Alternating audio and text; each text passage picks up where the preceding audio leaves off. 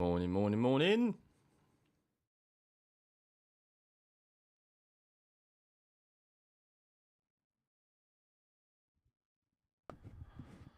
Morning, everyone.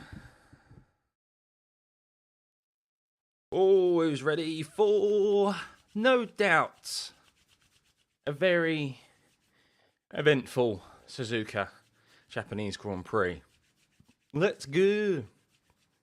Be punctual. I'm sorry. I was a few seconds late. I do apologise. I was just playing around with something with the stream. So, do I look tired? I'm very tired, monkey. I very am. Yep, I am. Not going to lie to you.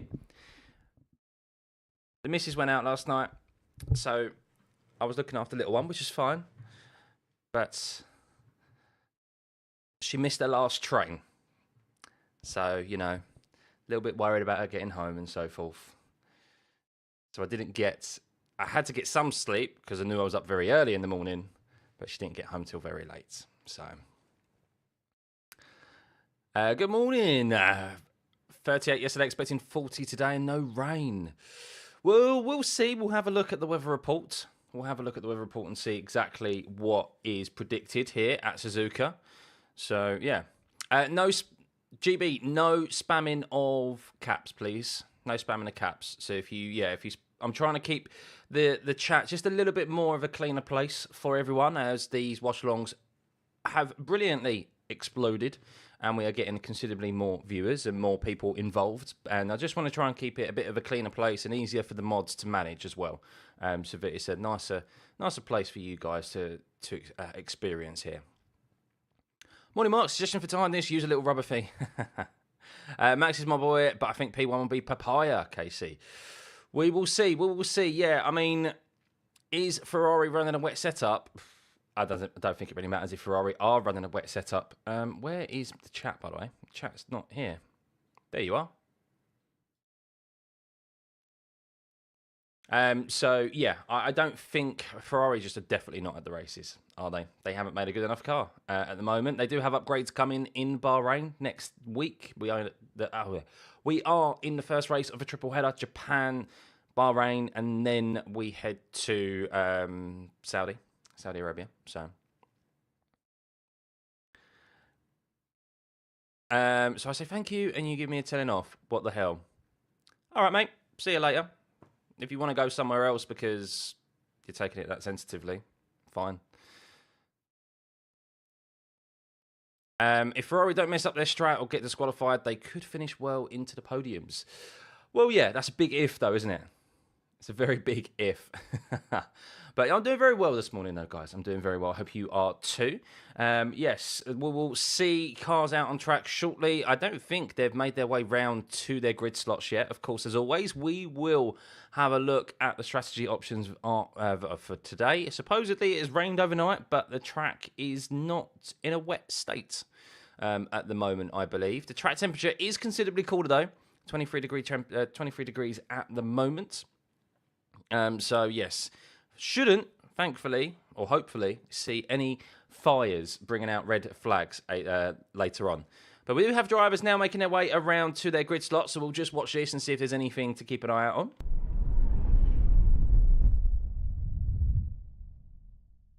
And then once we do, we will have a look at the strategy options for today, ladies and gentlemen. So, yes, hope you're doing well as you're all filtering in. Not long to go. But, yes, drivers now making their way round to do their sighting laps and make their way round to the grid. We'll see if anyone has any offs, potentially. We'll see what... I don't think we get to really see what tyres they're on as they're making their way round to their grid slots. Yeah, I'll do that. I mean, I don't know why people get really fussy about spamming caps anyway in the first place, to be honest with you.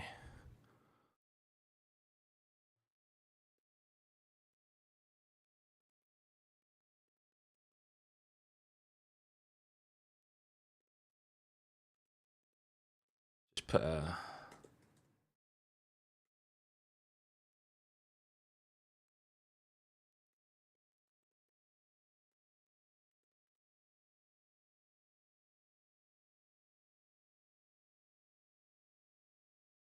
Oh. No, it's okay. Look, people don't know, but someone earlier got a bit sensitive about it, which I think is a bit silly, but oh well. Anywho, trying to keep it a nice, clean experience for you guys, as of course the streams have been growing, which is brilliant. But of course, hang on, just looking. So drivers, everyone is out there on slicks, by the way. Everyone is out there doing these sighting laps on slick tyres. So yeah, the track isn't wet at the moment. There are some patches, it looks like, but not enough for it to be anything other than really a soft tyre at the moment for drivers just making their way around the grid to the grid slots. Why are their cars moving, Raven? But this is just them doing their sighting laps, making their way out the pit box to their grid positions. So they don't just get wheeled out to their grid slots. They do actually go out there, do a few sighting laps, as always. But sometimes we do see something happen here at the on these sighting laps. We've seen drivers have offs before. Hopefully no one will, but yeah, just something to keep an eye on. So they make their way through the pit lane as all the engineers are prepping their grid slots for them. That's why they don't make their way down the start-finish straight until they're ready to head to their starting positions. Yuki for the points. We will see. I mean, so yes, the news really for overnight, guys, is that, as you can see there, Carlos Sainz did get a free-place grid penalty for impeding Lewis Hamilton. It was a slam dunk penalty, to be honest with you. So he is now starting in 15th, which has promoted Alonso, Lawson and Tsunoda up a position. So yes, one position closer for both Lawson and Tsunoda to hopefully try and finish in the points. Yuki was confirmed yesterday that he was running a higher wing compared to Max Verstappen. So yeah, we'll see if that comes to fruition today. He'll be hoping probably for wetter conditions, Yuki, because that will benefit him rather than in dry conditions. Now, what will maybe benefit Max or not, we'll see it, of course, what a stonker lap of it was yesterday. But Max is running a considerably lower wing than that of the McLarens, which makes his lap time even more impressive, especially his first sector, how it was so planted. But that may cause him some trouble in the race. How will that translate to the race? We know the Red Bull is not as easy on its tyres as the McLaren. Will it be a case of the McLarens just biding their time and waiting for the Red Bull's tyres to maybe fall off? I mean, in wet conditions as well, for Max, it's very risky. It is very risky because getting those tyres up to temperature is going to be tricky. The track temperature is 22.2 degrees at the moment. I think that's just got a touch cooler than it was from a couple of minutes ago. And of course, you do want a little bit more downforce in the wet weather conditions for those reasons, to give yourself more control and to get those tyres up to temperature. So yes, we will see. We will see. What are the chances of rain? We will have a look at the weather report and the strategy in a second, guys. We're just watching the drivers make their way round to their grid slots, just making sure nothing untoward happens here, because there are some wet patches out there. We have had rain overnight at Suzuka. So yes, it is dry tyres at the moment. But that's not to say that it will remain dry throughout the whole race, which could make things very interesting. But yes, drivers, just watching the TV coverage, I mean, it's very grey out there at the moment, looking at the footage, the TV footage. But yes, the drivers are not having any issue making their way around this circuit on slick tyres, the soft tyres. Morning, Glenn. Good day, all the way from the land of Oz. Do I think that the Touch will win the race from the start to finish? We'll see. I mean, we have seen Suzuka be a tricky place to overtake, and as well, dirty air is a big factor in these F1 cars now. And, well, the McLaren, we did see the McLaren struggle in dirty air in that sprint race, especially in Lando's hands.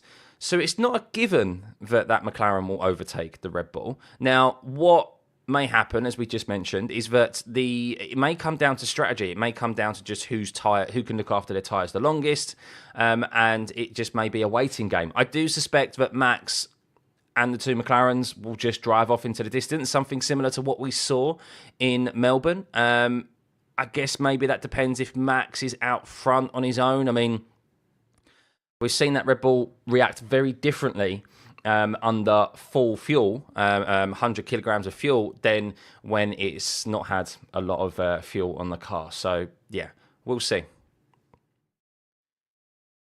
Morning, Lee. Good to see you. Good to see you. Why is cars on track when the race is in 35 minutes? They're doing their sighting laps. They're making their way round to their grid slots, guys. That's what they're doing. Max cooks his tyres first, then McLaren superior tyre management gives them the lead. That's what I think will probably happen in this race, yes.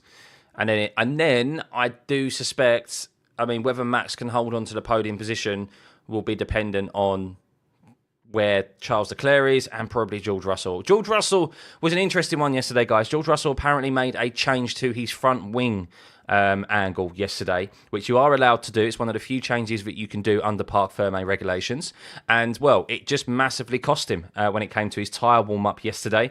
And he had a unbelievably terrible last run in Q3, and that's why he's down in 5th. He probably could have, should have at least been on the second row. So keep an eye out on George Russell today. Remember, just quietly going about his business as he has done all weekend. As Isaac Hadjar is reporting that the seat doesn't feel secure now. He had issues with his seatbelts yesterday. This is why they do these sighting laps, to make sure everything is running A-OK. And yeah, Hadjar has reported that the seat does not feel secure. So having more issues in that cockpit, Isaac Hadjar, hopefully that can be sorted, because he was one of the standout performers yesterday, qualifying P7, and one position ahead of his idol, Lewis Hamilton. So yeah, drivers now. So Gasly's the first driver to take his position on his grid slot, as you can see there. So that's what drivers will now be doing. Out of all the drivers, how many are very good in the wet if it rains during the race? A good few of them. Yeah, Max, obviously. Norris is good. We even saw Piastri. Like, look, you're talking fine margins in Melbourne that cost Piastri a chance at the race win, or at least on the podium.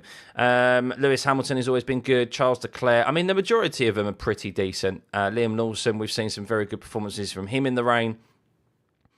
Lance Stroll, I would say, is not amazing in the rain, but he's steady in the rain, and that's what's always got Stroll results, if he's been able to at least make his way around to his starting position. But yeah, drivers now making their way to their starting positions. Yuki Tsunoda's very good. Ocon, of course, big day needed for him, down in 18th place. He supposedly said that they tried a couple of different things on the cars compared to Ollie. Ollie was able to maximise the car, and Ocon wasn't, so... It is currently dry out there, guys. It is currently dry. So the drivers have just been doing their sighting laps, making their way round to their starting positions, where the engineers will now obviously prep those cars for the race. Once we have the majority of those in position, we will have a look at the strategy options for today, because I didn't really think the strategy options were going to be too relevant today. I thought it was going to be like Melbourne, where we're just having a look at the Pirelli graphic, and really... that it's pretty useless because it'll be wet conditions. I didn't expect to wake up this morning and for it to be a dry track. Yes, it is dry. A couple of little wet areas out there, but for the most part, it is a soft, easily slick tyres out there to start off this race. Will it last though? We will see. That is really the big question of whether it will last, which we'll have a look at as well. So we'll have a look at the weather report. It could be a changeable condition race, this, which would definitely make things interesting. Do I think the grass fires will cause a bunch of reds? Hopefully not, no, because it has rained overnight at Suzuka and not too long ago. So, yeah, the grass should be sufficiently wet enough for there to be no further red flags. At least we hope so. It's not... We don't want...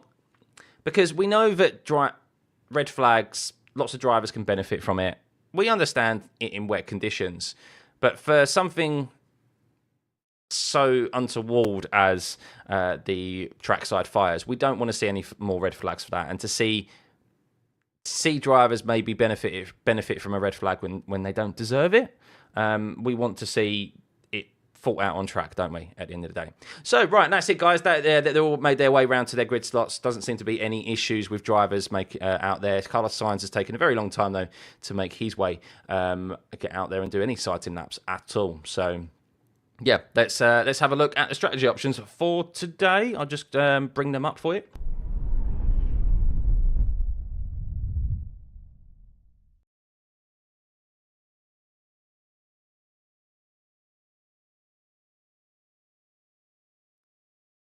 Right.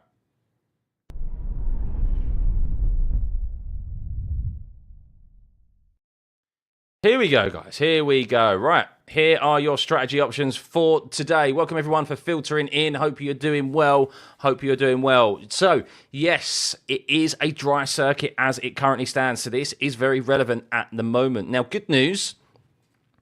I say good news. I'm very surprised that they are predicting Pirelli a one-stop race here as an option. I still don't see a one-stop race ever being a viable option here at Suzuka because of how much of a high-loaded circuit this is. We have seen drivers in the past attempt a one-stop race, but they have just lost a considerable amount of time, really. They just become a sitting duck to those on the soft compounds. We'll have a look at the pit stop loss time as well here. That's very essential, as always, for you guys to keep an eye on those gaps in between drivers and out with the track map. But yes, Pirelli are predicting quite a few varying strategies here. I think most will probably start on the medium. I don't think we'll see many start on the softs. On full fuel, on 100 kilograms of fuel, we just don't see that strategy work anymore. I guess it will solely be dependent on when the weather forecast predicts that rain will arrive, if any. But I don't see the soft tyre ever being a viable choice to start on now. It's a tyre that you probably save at the end when you're on lower fuel and it takes less of a battering.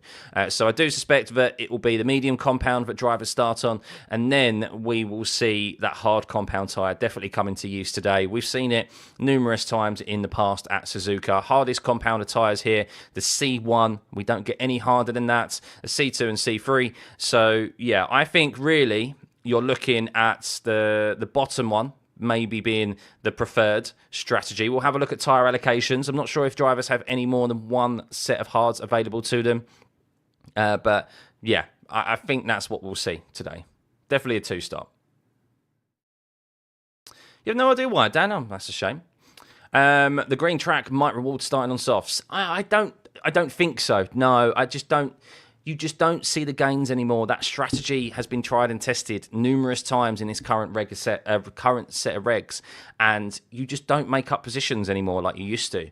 So I think you just do yourself harm in the long run if you start on a set of softs, and they're just going to degrade so quickly on that high fuel. You want to save a set of softs for the end of the race, if anything, rather than on full fuel.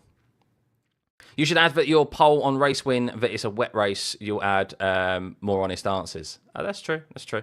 What's my prediction about today's race winner? So the way that I see this race going, even in wet conditions, to be honest with you, I do suspect the McLarens will just have too much for Max in the Red Bull over the race distance.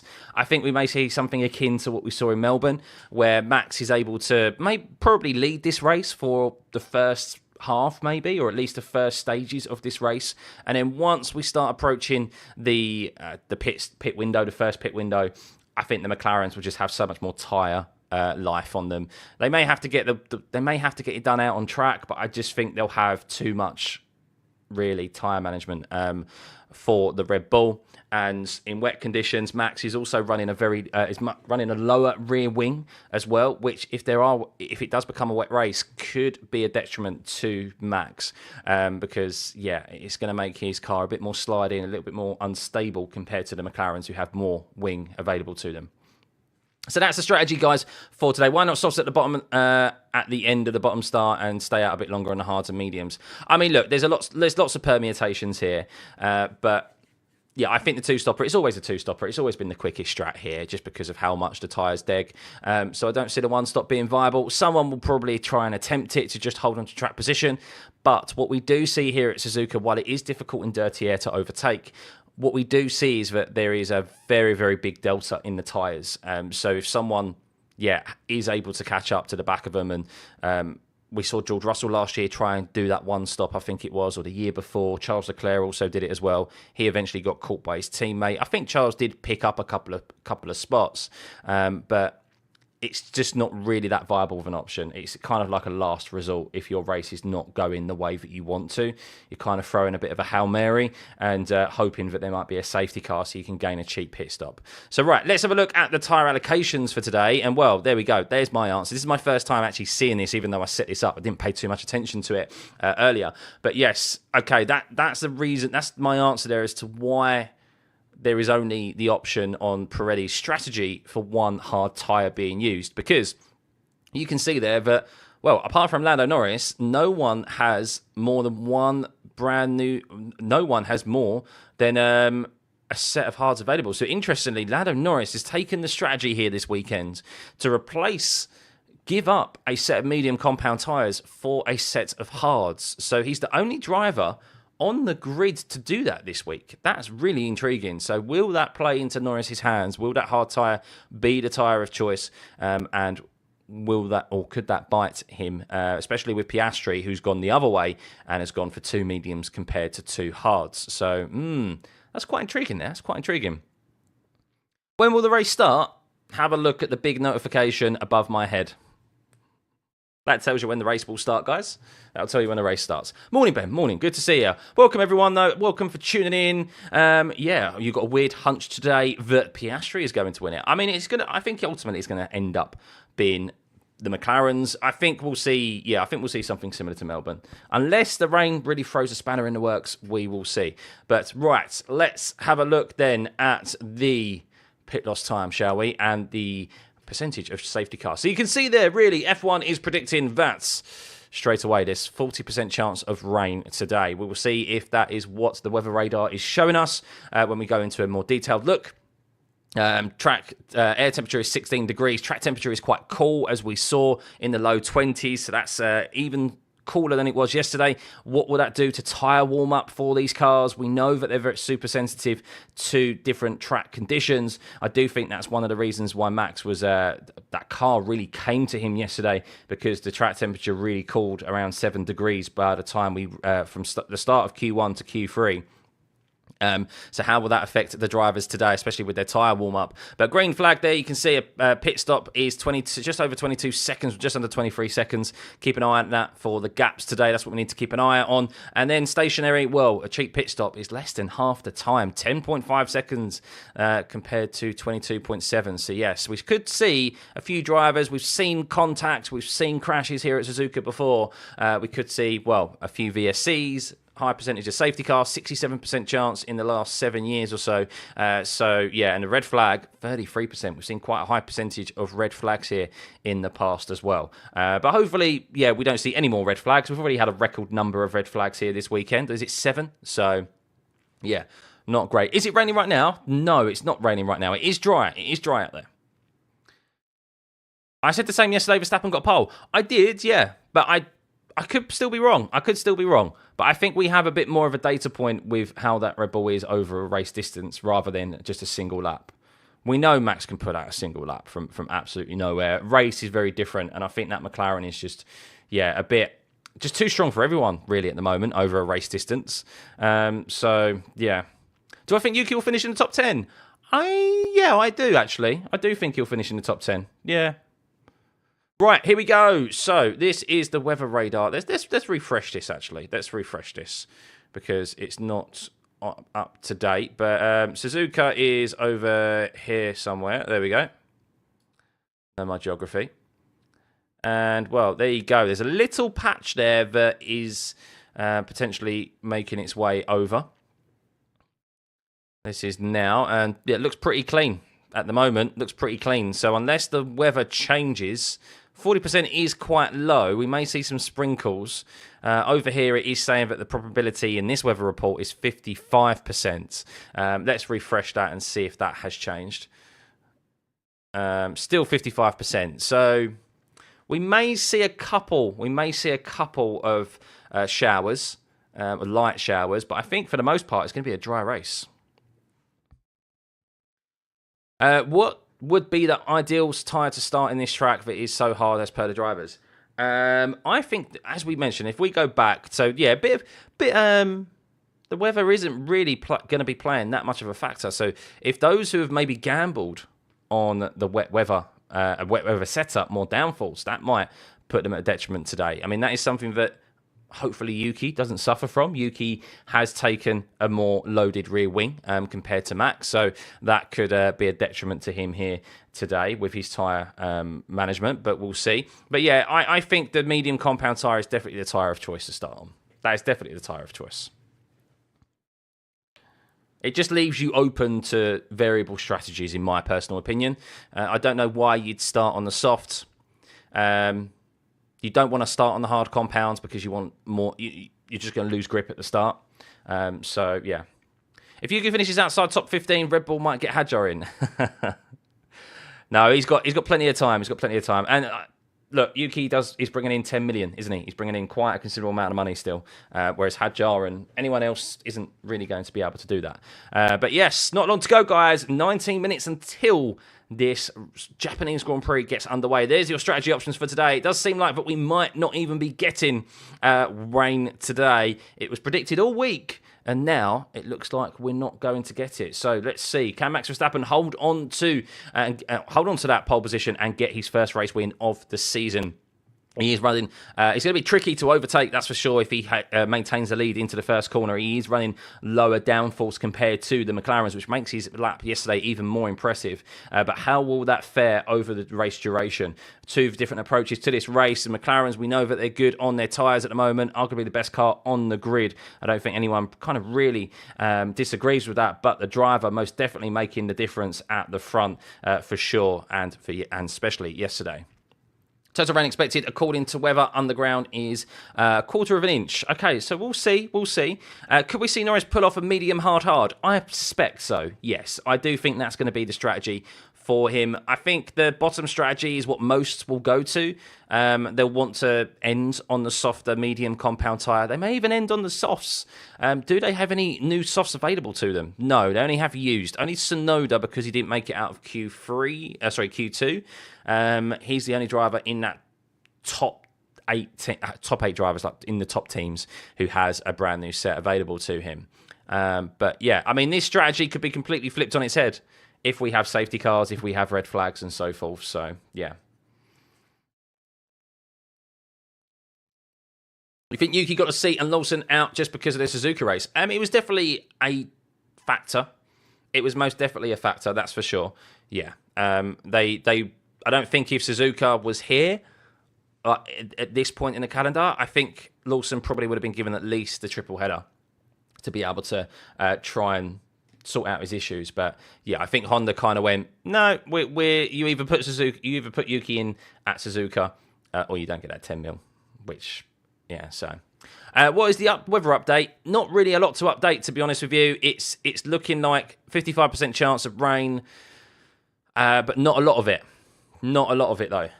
So, yeah, it could be... I don't know. It's currently a dry track. F1 was predicting a 40% chance of rain. So, yeah, not the high percentage that we were seeing and predicting all this weekend. Will we see the live race? Will we see the live race with the cars? No, you won't, Aladdin. No, you'll see the track map. You'll only see the track map, which I'm now going to go back to, because really that is it for Strategy Corner and for the relevant strategy. So keep an eye on that. This is going to be really intriguing. This gap here, the state of 22.7 seconds. That's your gap. Of course, the front three do suspect that they'll probably pull away. How quickly will they be able to build up that free pit stop gap? That's what you're looking for, and it could be key. And timing it right can be key with maybe the weather incoming. So I'll keep an eye on the radio messages for you that is being translated through received through Sky and TV coverage, and no doubt the engineers will be telling them whether it's class 1, class 2, class 3 rain, all that jazz, you know. What does Honda gain from Yuki being in the seat? A lot of marketing. A lot of marketing, that's what they get. Even if Yuki finishes consistently in the top 10 for this season, next year I think he'll go to Aston Martin. Yeah, I mean, it depends. I think Red Bull would still want a considerable amount of money for Yuki to be there. It's whether or not if Honda would want to still pay that. I guess they probably would. So we'll see. Fredison, genuine question, new to F1. We saw Leclerc and Russell got disqualified for underweight cars. Both did one-stoppers to too much tyre wear out. So why do they still have a one-stopper as a strategy? So the reason why for that is because when they're doing their calculations into the prep for the race, they don't put basically enough fuel in the car. They don't put enough allowance in the car for the one stop to work. So Charles Leclerc also had front wing damage. When that car got a bit lighter, potentially he was sliding more over the track surface and he had more tyre degradation. So that's really what it comes down to, is that they underestimate how much tyre deg there will be. And allow for that. So, because not every car, while they have 100 kilograms capacity, not every race and not every race car starts with the full 100 kilograms. Every kilogram of fuel that is in the car can equate... No, is it 10 kilograms of fuel? I think it's every 10 kilograms of fuel equates to 0.3 seconds of lap time. So if they could get away with 93 kilograms of fuel rather than 100, that equates to a lot of lap time. So, yeah, it's miscalculations on their part. That's with George. It was the fact of it. Yeah, no one, I think only George and one other did a one-stop that race. Magnussen, I think it was. And George, yeah, Mercedes clearly messed up their calculations, as did Ferrari. So, yeah, but I think the front wing potentially played a factor. I think the front wing played a factor, and they saw more tyre deg than they would have done if they had an intact car. But anywho, right, let's get set up, shall we? That is it for Strategy Corner. Let's get set up. We have only 13 minutes until this race gets underway, or the formation lap gets underway. Thank you for everyone for tuning in. Remember to keep hitting that like and subscribe button, as always. I wonder if Charles's wing damage might be what saved him from the same plank wear DQ as Lewis. Potentially, yeah, potentially. I do suspect that he probably would have been low to the wear as well. Or his wear would have been very low. Let's put that there.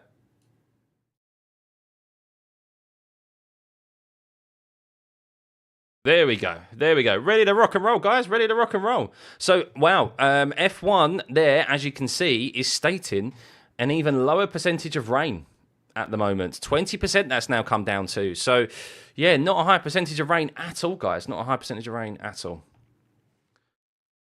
As a new spectator F1, why do they take 2 litres of fuel from the cars at the end of the race? Is it to make sure they're using correct fuel? Yeah, it's to make sure there's no shenanigans going on, Glenn. I don't know the exact reason. I don't know exactly what they're testing for, but yeah, it's to make sure that they're not doing anything untoward there.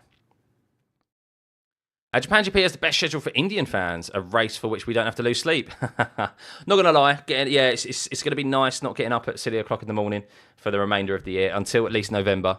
So this is my last race until November, where we head to Vegas, where I have to get up at 4 a.m. or whatever.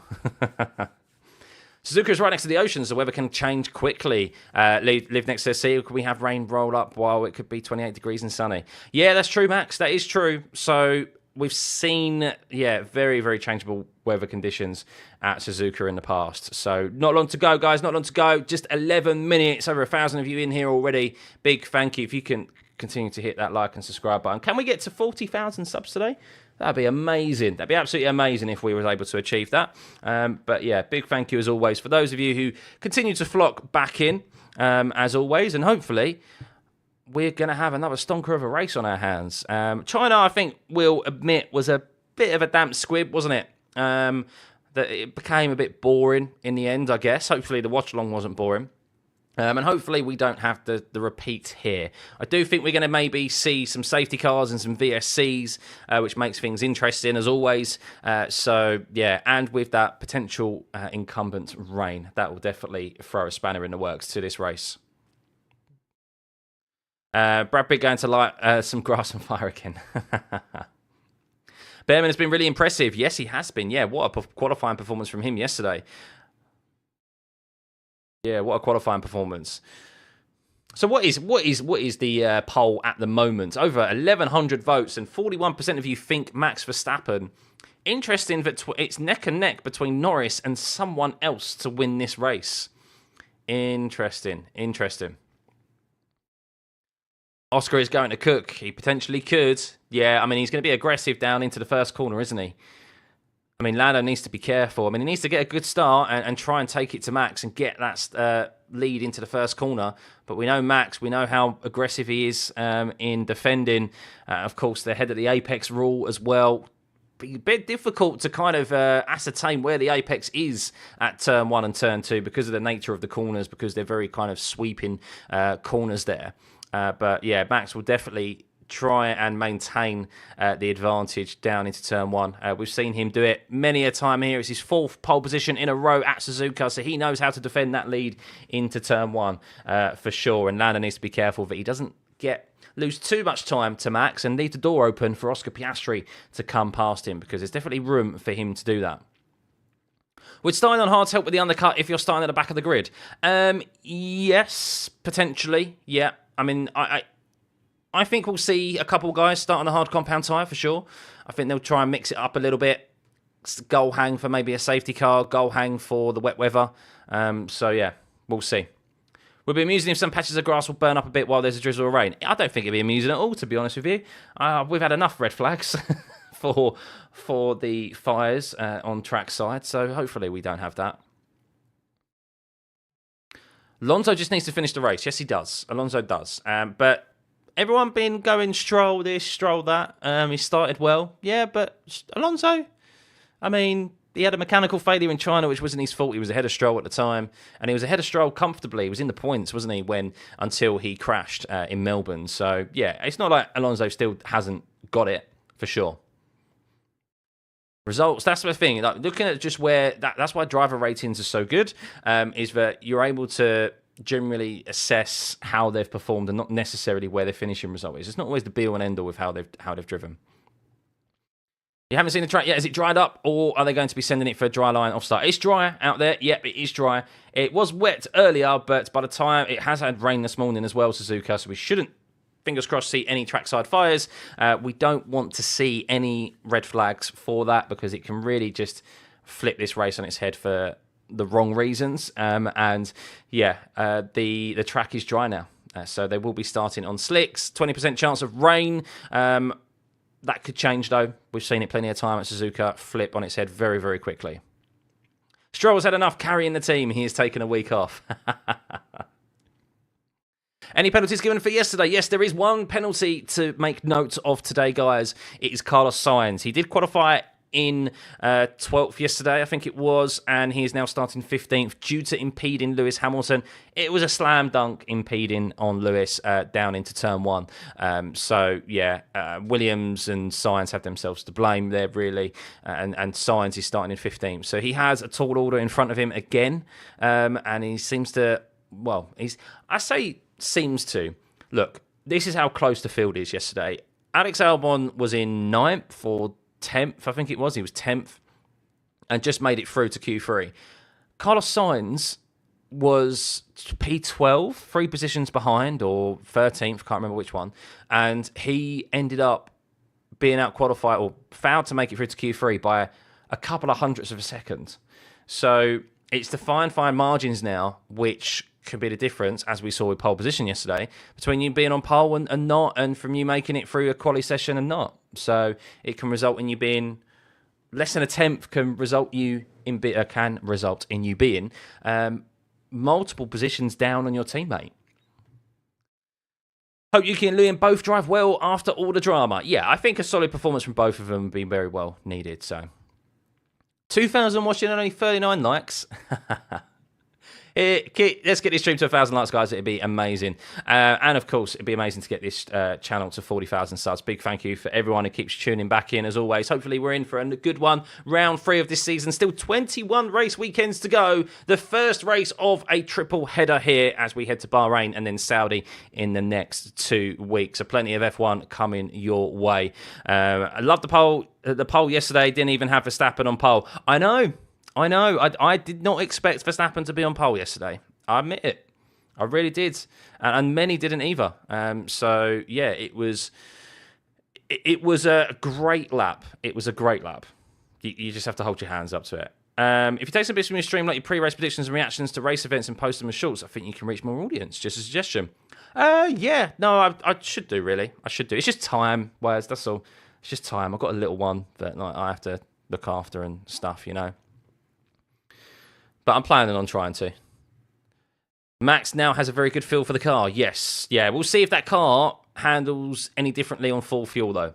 That'll be the question. You can have a good car over a single lap, but over a race distance, and I think that's the thing with the McLaren is that it's an all-round good car at the moment, whereas Max, we know that he can dig deep and put out a single lap, even though I didn't think he'd be able to do that yesterday, just because of the struggles that he was having with that car, and reporting that it wasn't to his liking. Yeah, I don't think anyone saw that coming. I do think that the McLarens should still be on pole position, though. I still think they should have done more. Max is maximising that car to its fullest, whereas the McLaren drivers definitely aren't. They definitely aren't. You worry we're seeing the last year of Alonso? No, John. Unless they pay him out of his contract, he's there for at least one more year. He's got a contract to 2026, so there's no way he's not gonna leave with Adrian Newey there. So, right, guys, I'm just going to have a quick toilet break while we have... I'll be, 30 seconds as we are just moments away from the formation lap getting underway. I suggest you go do the same. Top up on your coffee, cup of tea, a beer, glass of wine, whatever choice of beverage you have. Hunker down because it could be a long one today. Could we see multiple red flags? I mean, we've already seen 7. That's a record number of red flags in an F1 weekend, and we haven't even had the race yet. So hopefully we won't see any more, but 20% chance of rain, F1 is reporting. But we have seen the weather change very, very quickly here at Suzuka in the past. So, it's going to be a dry start, but will it stay and remain like that? So, we will see. But yes, at the moment, Verstappen is overwhelmingly your favourite to win this race with 42% of the vote. And equally, Norris and someone else has 23% of the vote. Not much faith in Piastri, but we'll see. Not long to find out, guys. Quick toilet break. Be back in a sec.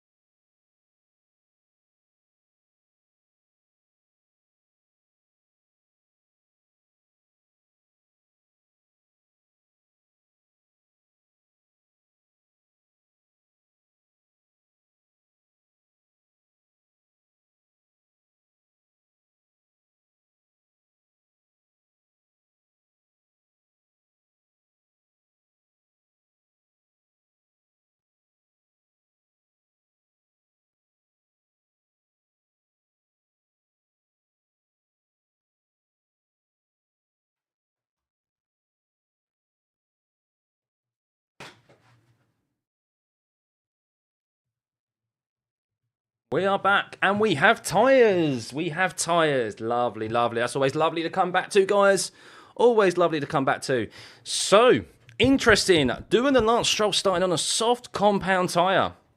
Bold there from the two drivers at the back. Just heard that Lance Stroll, this is the 4th time in a row that he has gone out in Q1 at Suzuka, so he doesn't like Suzuka.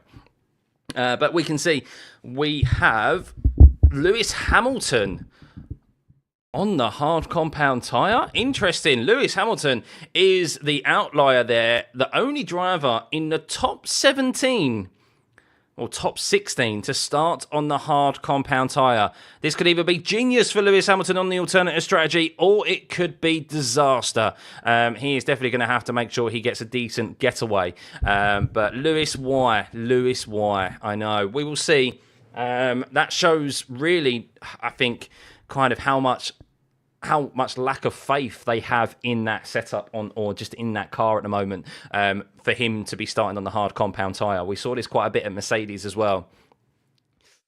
We'll see. We will see. But Lewis said he was looking to do something different, so there we go.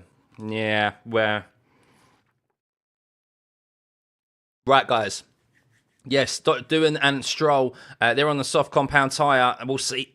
We'll see how long that tyre lasts, shall we? I don't suspect it's going to last very long at all, down there in 19th and 20th. Bortoletto and Ocon starting on the hard compound tyres. It makes sense for Haas and for Stake to try and split their strategy.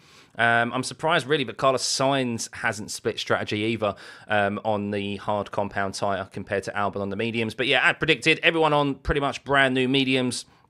Apart from Fernando Alonso, who has no doubt just scrubbed a set off to try and get those temperatures into the tyre as early as possible. But here we go, ladies and gentlemen, moments away from this race getting underway as the formation lap has begun. We have 20% chance of rain here today. Other weather reports are insisting it is higher than that.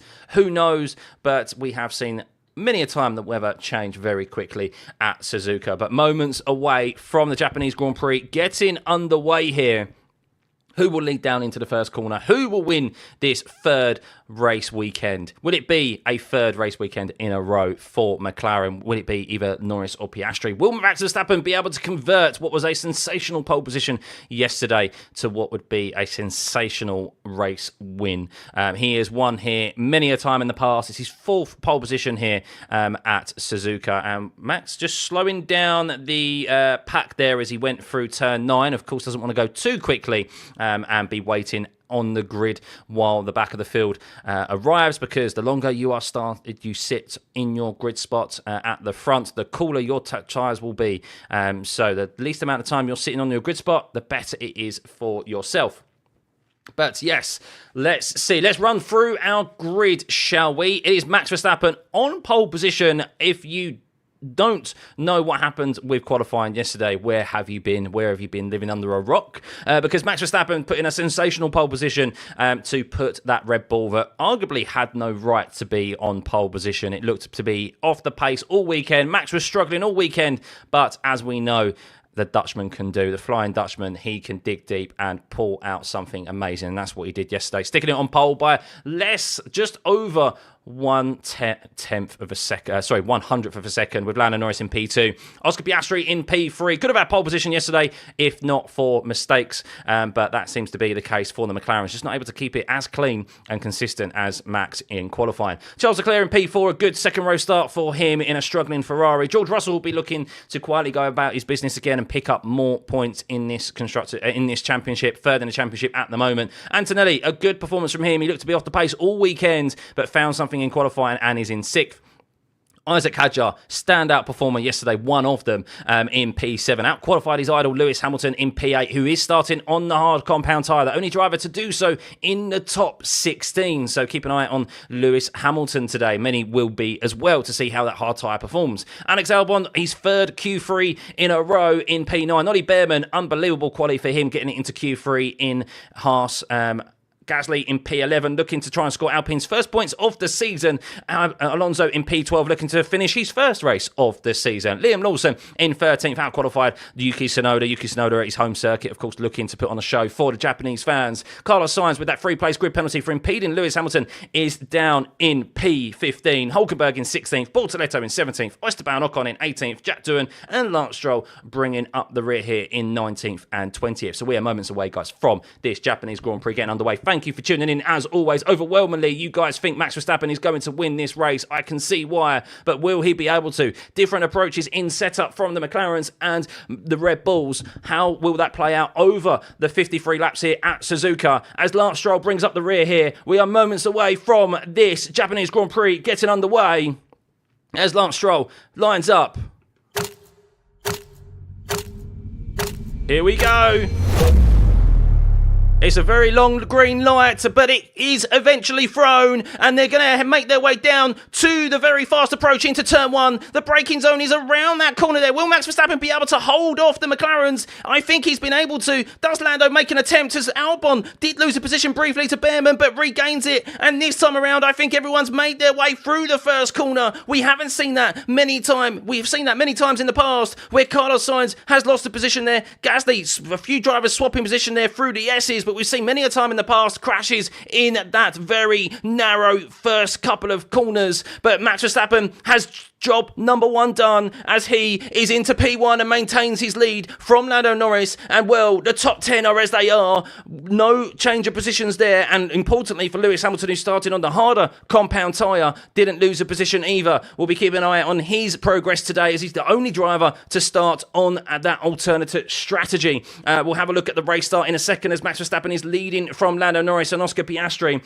And well, it was a good start from Max Verstappen, a brilliant start. And well, everyone kind kind of lined up single file down into the first corner in the top 10. And yeah, nothing really to shout home about in relation to that race start. And well, it was a nice clean one from everyone there. Bortoletto, biggest loser at the moment, losing 3 places and is down now dead last.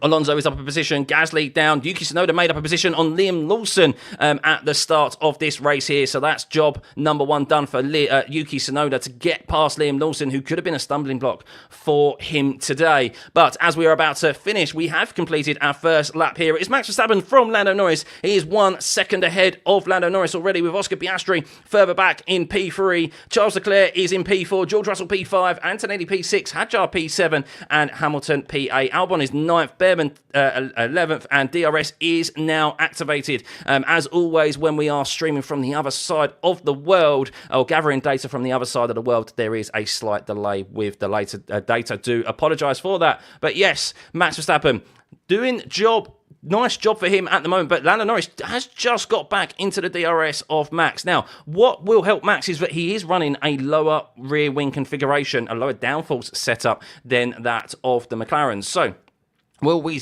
be able to see the McLaren stay with Max Verstappen, or will Max Verstappen just have too much straight line speed to cope, to deal with the McLarens? But you can see there a little gap forming already with the top 3 to Charles Leclerc. Charles Leclerc is 2.7 seconds back from the Oscar Piastri, and is in the has George Russell in his DRS. Lewis Hamilton is stuck behind Isaac Hadjar at the moment, but it's going to take a while for his hard tyres to come into that optimum temperature window. We can see that further down, Sainz did regain a position back on Nico Hülkenberg. So Sainz, who has that 3-place grid penalty yesterday being applied for impeding Lewis Hamilton, unfortunately, is down in 15th, but has regained that spot from Hülkenberg. He needs a good race today. But Max Verstappen, fastest lap of the race for him, only 2 laps completed, a 33.9, as was Lando Norris. Piastri, a slightly slower, only a couple of hundredths slower, but you can already see that those front 3 are setting the benchmark, with Charles Leclerc trying to stay with the McLaren. Tsunoda already passed Liam Lawson. Yes, he is indeed. But let's have a look. Any more changes of position as they made their way down into the first corner? No. You can see there all the DRS, everyone, a big DRS train forming there all the way back from Isaac Hadjar. Massive DRS train at the moment with only 3 laps completed. But it is neck and neck between Verstappen, Norris and Piastri. We'll see how long Norris can potentially keep this charge on Max Verstappen. How long is he willing to stay within that 1 second window of Max before he decides to just drop back and look after those tyres? It's a conscious decision, of course. Very hard on the tyres here at Suzuka. We'll be keeping an eye out on the weather radar for you as well, guys, and weather reports. At the moment, there is no rain in the air. There are still a couple of little wet patches that you can see the drivers making their way through down the main straight, but not enough to really unsettle the cars, as I would say 99% of the track is dry. And hopefully the grass is not dry, and we don't see any further race fires, as I'm just watching Kimi Antonelli had to take avoiding action at the chicane there in turn 16 and 17, so I'm not sure if he gained any positions. No, just a lock up there, so he wouldn't have gained any time, and that's why he's still held on to his position in P6, but potentially why he's dropped out of his teammates' DRS there. As you can see, Charles Leclerc and George Russell trying to stay with the back of Oscar Piastri, but they are putting away from Antonelli, who is 1.4 seconds ahead of Isaac Hadjar. So Max Verstappen, my upshifts again really bad. Max Verstappen reporting issues with his upshift in his gearbox. Hopefully that won't be the case. We don't want to see a mechanical issue decide this race today. We want to see it decided out on track. Big thank you to everyone tuning in as always. Norris catching up to Max. Norris catching up on those straights. He is indeed, but only with the assistance of DRS and the slipstream. Much better first sector there for Oscar Piastri than that of Verstappen and Norris. 3 tenths quicker than that of the front 2. So got a bit of a move on there. Oscar Piastri used maybe a little bit more of his tyre than he wanted to, or maybe it's a conscious decision. But Norris has lost the DRS of Max Verstappen. He is still right in that dirty air window. I can remove the race start time. Of course I can. Apologies, I do always forget about this. There we go. But yes, We are on the fourth lap of this race, 50 laps remaining, and Max Verstappen has pulled out of the DRS of Lando Norris. Got the wrong papaya car there. Lando Norris has got his teammates in his DRS at the moment as Max Verstappen crosses the line with a 33.7 and Lando does a 33.8 and Piastri did a 33.699. Charles Leclerc now into the 33s, but you can see he is a good couple of tenths off of Max Verstappen and a tenth off of Lando Norris. So that's why there is a slight little gap forming there behind the car of Oscar Piastri and Charles Leclerc. Lewis Hamilton seems to be just getting stuck behind Isaac Hadjar at the moment on the hard compound tyre. It would be great for his aspirations today to get a decent result and recover what was a poor qualifying yesterday if he can dispatch that RB car. But we know it is a decent car at the moment, and it is definitely performing where it should be in the middle. Where it is in the top 10 at the moment. Further down, there isn't any further changes as drivers are kind of stuck in DRS zones. Yuki Tsunoda has pulled away from Liam Lawson as Liam Lawson is holding up the Williams of Carlos Sainz and Nico Hulkenberg.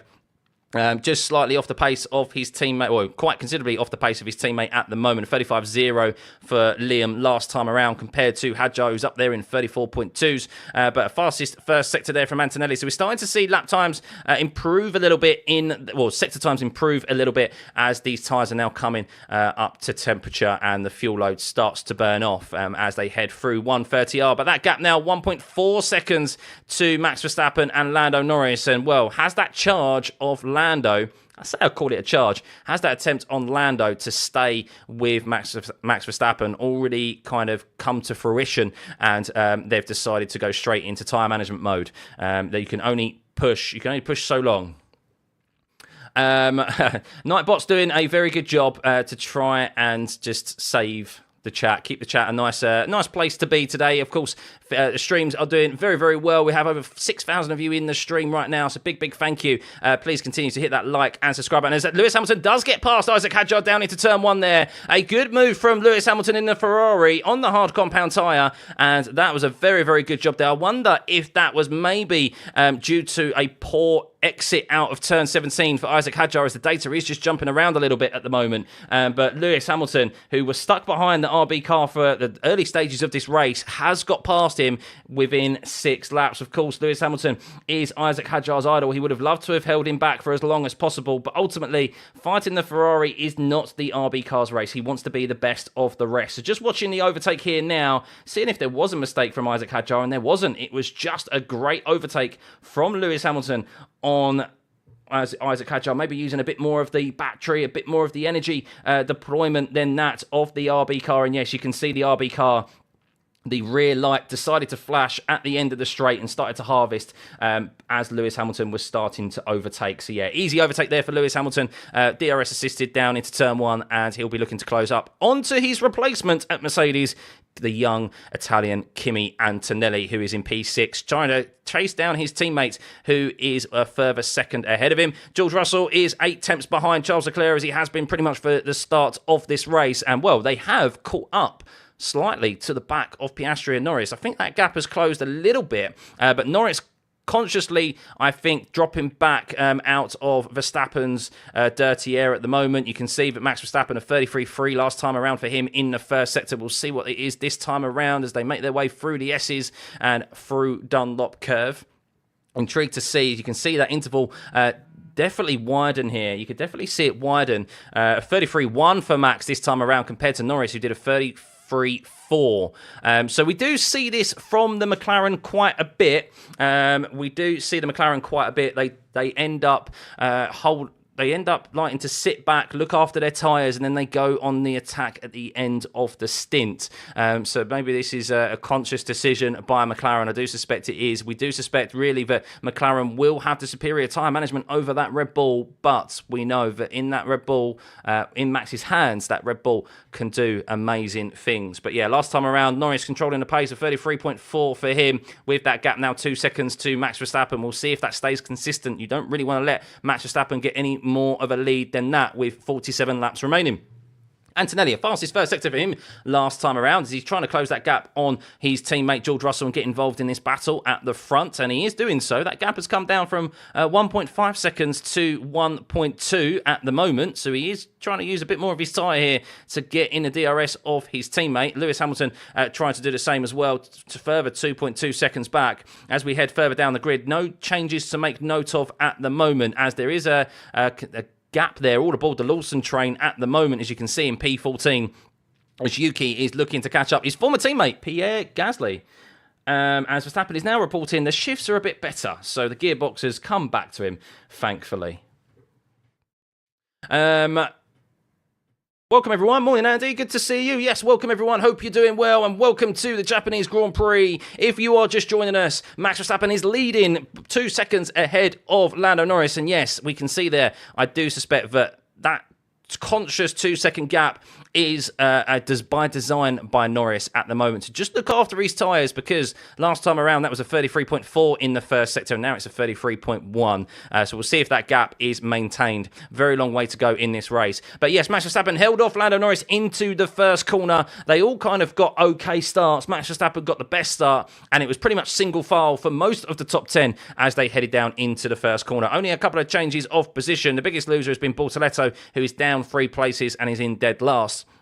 But Max leads by 2 seconds ahead of Lando Norris, who is maintaining a gap to look after his tyres in this first stint. We do predict a 2-stop race here at Suzuka, as it so often is, with the potential of rain in the air. Lando Norris is leading just by 1 second ahead of his teammates, who has just dropped out of DRS there, but no doubt will gain it as they head down the start-finish straight for the 9th time. Piastri in P3, 1.2 seconds ahead of Charles Leclerc in P4. George Russell in P5, just staying within the DRS of Charles Leclerc. And then Antonelli is, well, he was closing that gap on George Russell, but he's just lost a bit of time again there on that last lap. Not entirely sure what happened to Antonelli, but he is in P6. Lewis Hamilton got dispatched Isaac Hadjar after around 4 laps, which was important for his aspirations today. The only driver in the top 16 to start on the hard compound tyre, so we'll see how he fares today on that alternate strategy.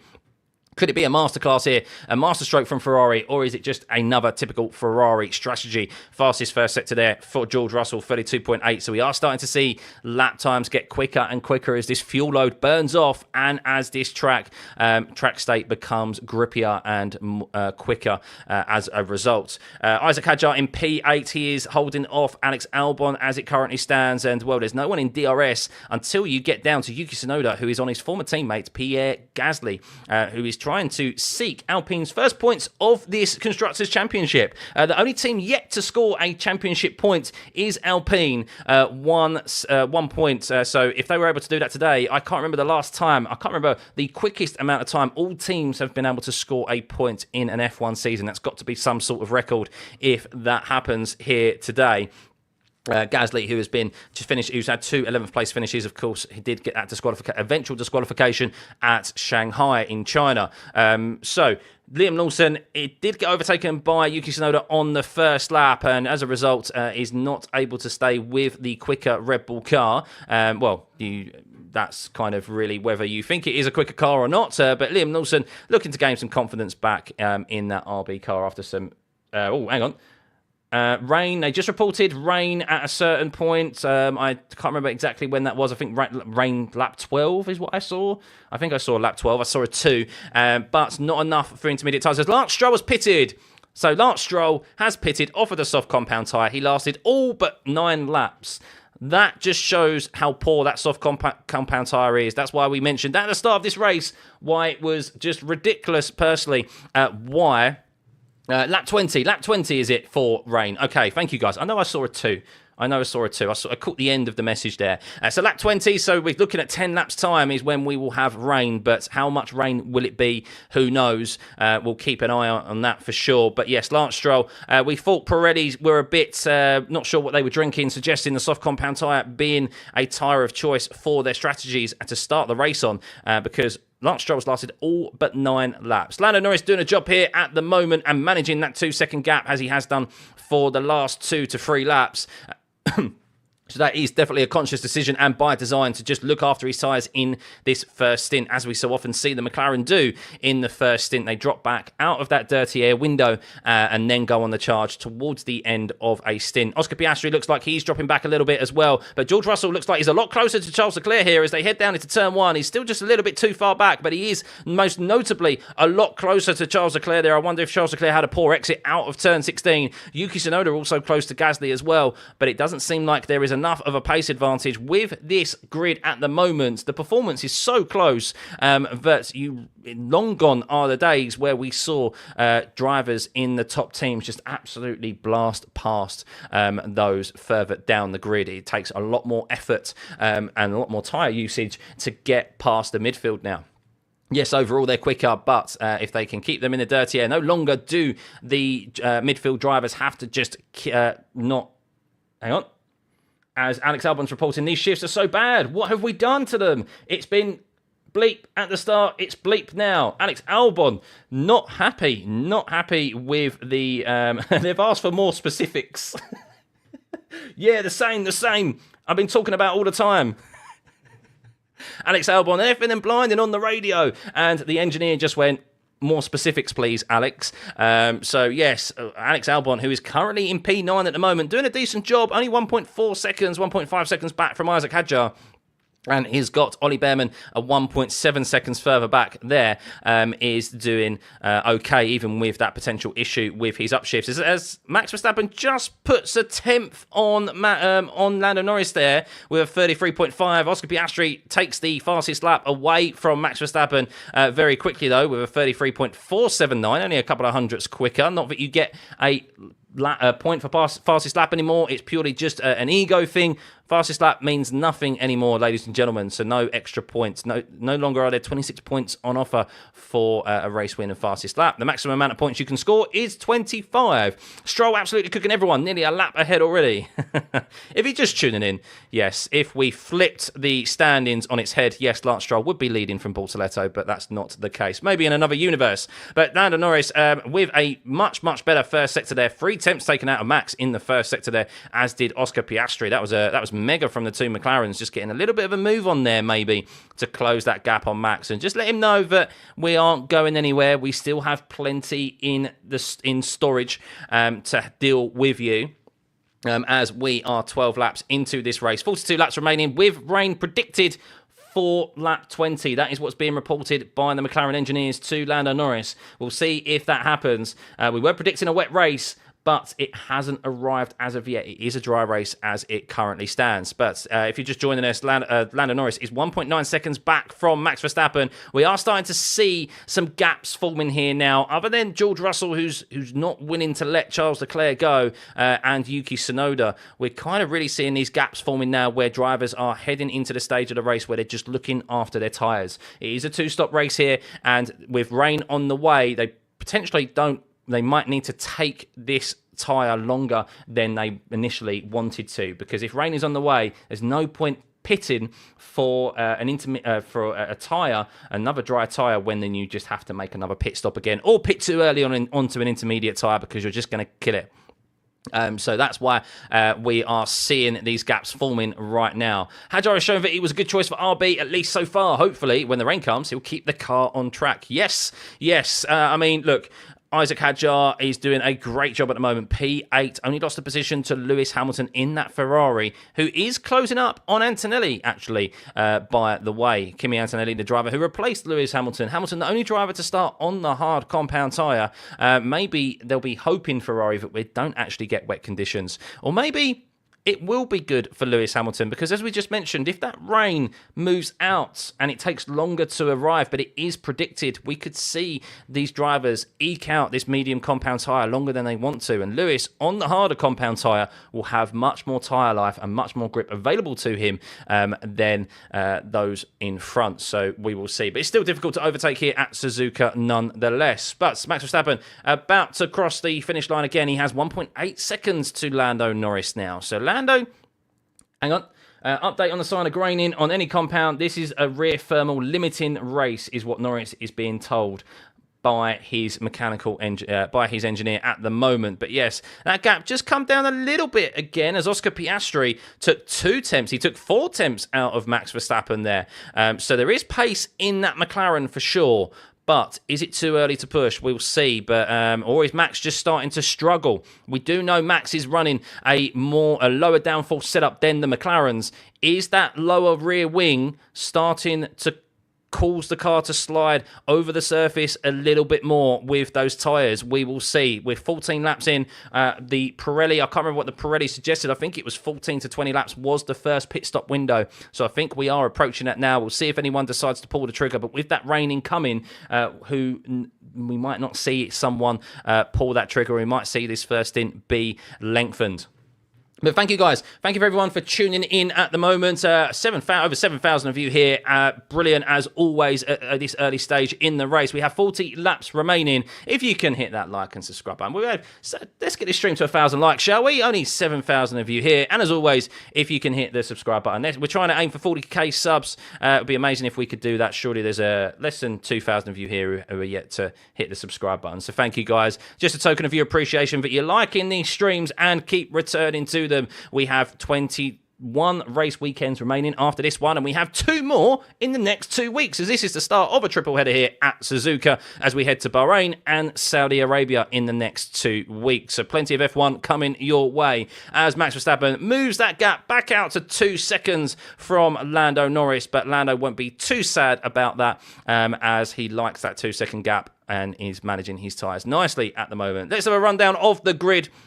So, Max Verstappen leading, as we mentioned, 2 seconds from Norris. Piastri is at 1.3 seconds further behind from Norris. This is an important race here for Piastri and whether to see if he has improved with his tyre management. He has been comprehensively beaten by Norris here in the previous 2 seasons. We know Piastri has improved, but we do know his primary weakness has been his tyre management. Well, has that improved here today? We will see. A long way to go. He is still in a chance to win this race and make it back-to-back wins in a row for the first time in his F1 career. Charles Leclerc in P4, 2.5 seconds back from Piastri. He's doing a much better job, I thought, than I thought. I thought the Ferrari would probably fall off a bit quicker than this, but so far so good for Leclerc. He's within touching distance. George Russell, he did stay within the DRS of Charles Leclerc for around 12 laps, but has finally decided to drop back a little bit and look after his tyres. How much damage has he done? We know George likes to go on the attack, but sometimes it can be a detriment to his overall race. Kimi Antonelli doing a good job in P6. He has had his wobbles and has gone through the chicane at turn 16 before. But didn't lose any time because of it. Lewis Hamilton, 1.8 seconds further back on the hard compound tyre, the only driver to do so in the top 16. Isaac Hadjar has dropped that position only to Lewis Hamilton in P8 and is fighting to be the best of the rest with Alex Albon. What a result it would be for him if he could score points today, and also for my fantasy team, because Hadjar is in my fantasy team. So go on, Hadjar. Alex Albon in P9. He is reporting that he's got issues with his gearbox at the moment, but seems to be doing okay as he is closing down that gap to Isaac Hadjar. Ollie Behrman, kind of in a land of his own at the moment, but he'll take that in that Haas, that is for sure, for what round off will be a great weekend for him. Fernando Alonso in P11, looking to finish his first race here in the season, as he had non-finishes at that crash in Melbourne and that crash. And we have a pitter. Okay, so we have another pit stop here of Jack Doohan, but not really too much to highlight as it is another soft runner, the only other soft runner of Jack Doohan to he pitted on the soft compound tyre and went 6 laps longer than that of Lance Stroll. So not really too interested in that pit stop as of yet, because it's more so those medium compound runners. If anyone on the mediums decides to pit now, then we can maybe suspect that rain might not be arriving at all. But you can be guaranteed that the mechanics and the engineers on the wall will be glued to their weather radars right now to see where that rain is. So Lando Norris keeping that gap consistent to Verstappen at the moment at 2 seconds, with Piastri not too far behind him. But as we head back further down and continue our rundown of this grid, we can see Gasly in P12. Tsunoda cannot get past Pierre Gasly. He's been in the DRS of the Alpine for around the last 6-7 laps, if memory serves me correctly, after he quickly dispatched Liam Lawson on the first lap. And speaking of Liam Lawson, he's 4 seconds behind Yuki Tsunoda, his replacement, in P14 at the moment. He's been able to hold off Carlos Sainz, and we're starting to see these gaps, as we mentioned, in the first stage of this race, the first stint. We do expect multiple stops here today, and of course with rain on the way, drivers are going to just eke out their tyres at the moment, waiting for someone to pull the trigger first. Stroll taking a stroll, a good one. But yes, Jack Doohan had pitted and come out onto the hard compound tyre, and he did get ahead of Lance Stroll, which is where he qualified. So Doohan and Stroll having their own race at the back there. Not going to do too good for Doohan's aspirations to maintain that Alpine seat, which I think many do suspect is a foregone conclusion to be replaced by Colapinto. Rumours are that he had 5 races in his contract before he could be replaced. And, well, that 5 races is at the end of this current triple header, which will be after Saudi Arabia. So stay tuned to your news cycles, guys, and to your Twitter pages and so forth for maybe quick information of Colapinto's arrival in, or shall we say, confirmed seat after that, unfortunately, for Jack Doohan. But let's head back to the top of the timing screens then. Well, yes, not too much further to report at the moment as we are 17 laps through this race. Just starting the 18th lap now, 36 laps remaining. And, hey, Alan, thank you for the €5, buddy. Much appreciated. Say happy birthday to your brother, Barry. Happy birthday, Barry. Hope you're having a good one. And hopefully this Japanese Grand Prix will provide some more excitement for you on your birthday, as at the moment it has been a bit lackluster. But we do have rain potentially on the way in a couple of laps' time. That was what was reported by the McLaren mechanics. They have been wrong in the past. And, well, let's hope that with this potential 2-stop race that we have here today will provide more excitement.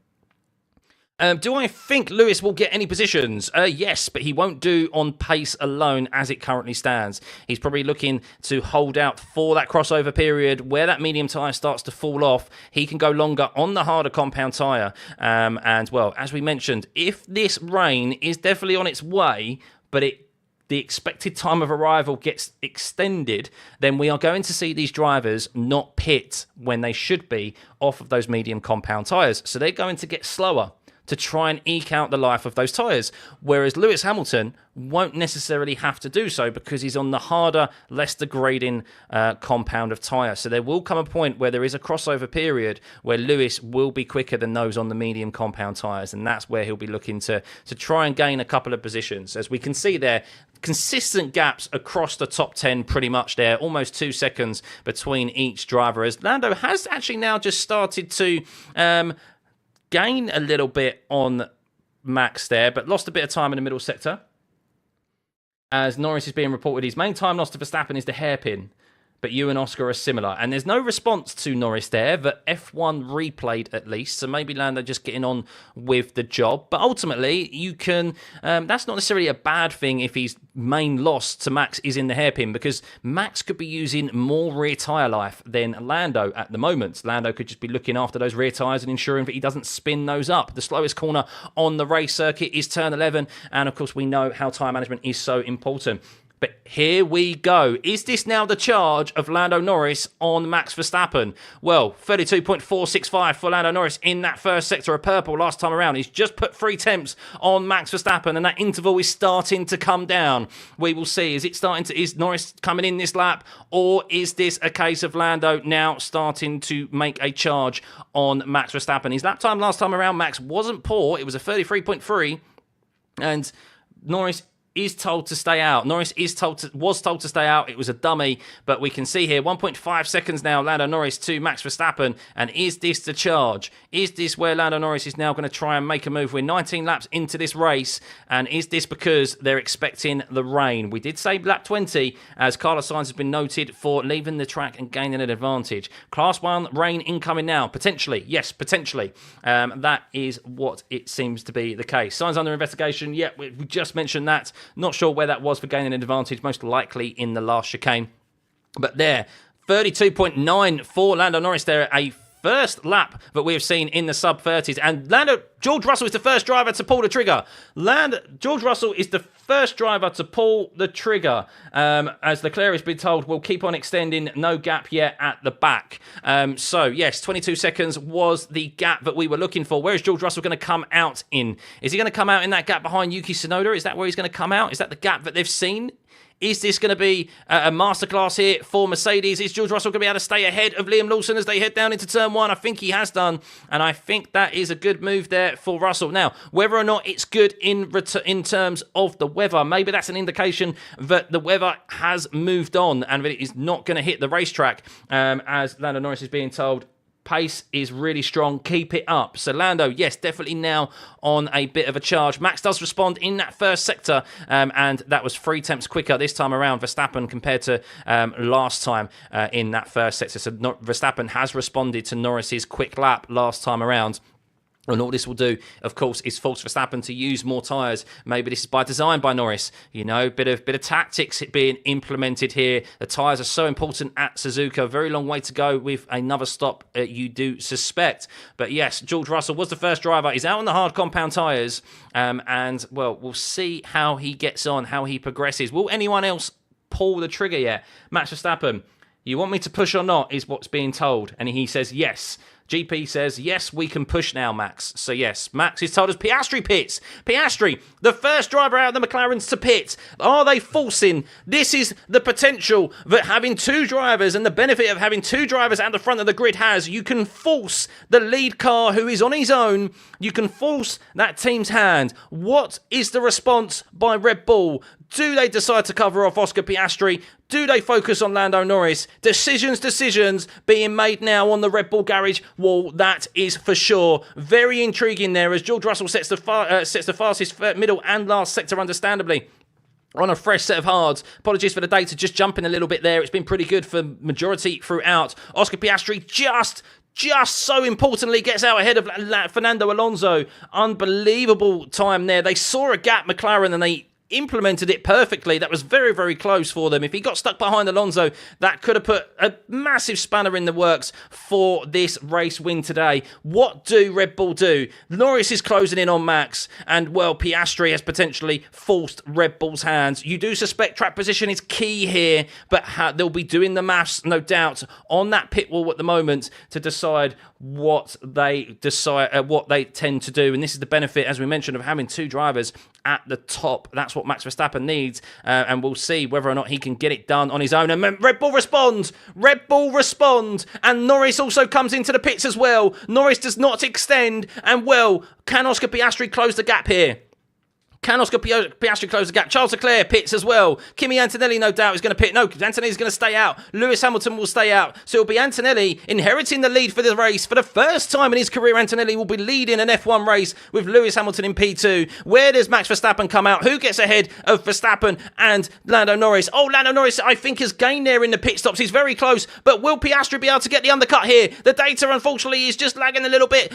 So importantly when you need to. And Norris gets out ahead of Ollie Bearman, which is important for him, and Piastri not able to fire up those hard compound tyres as quick as you would predict. And Norris, so important for him to get out ahead of Bearman, which was 4th position. And, well, Red Bull have done tremendously well there to cover off McLaren and still maintain the gap to Lando Norris. Very, very well there. Very, very well.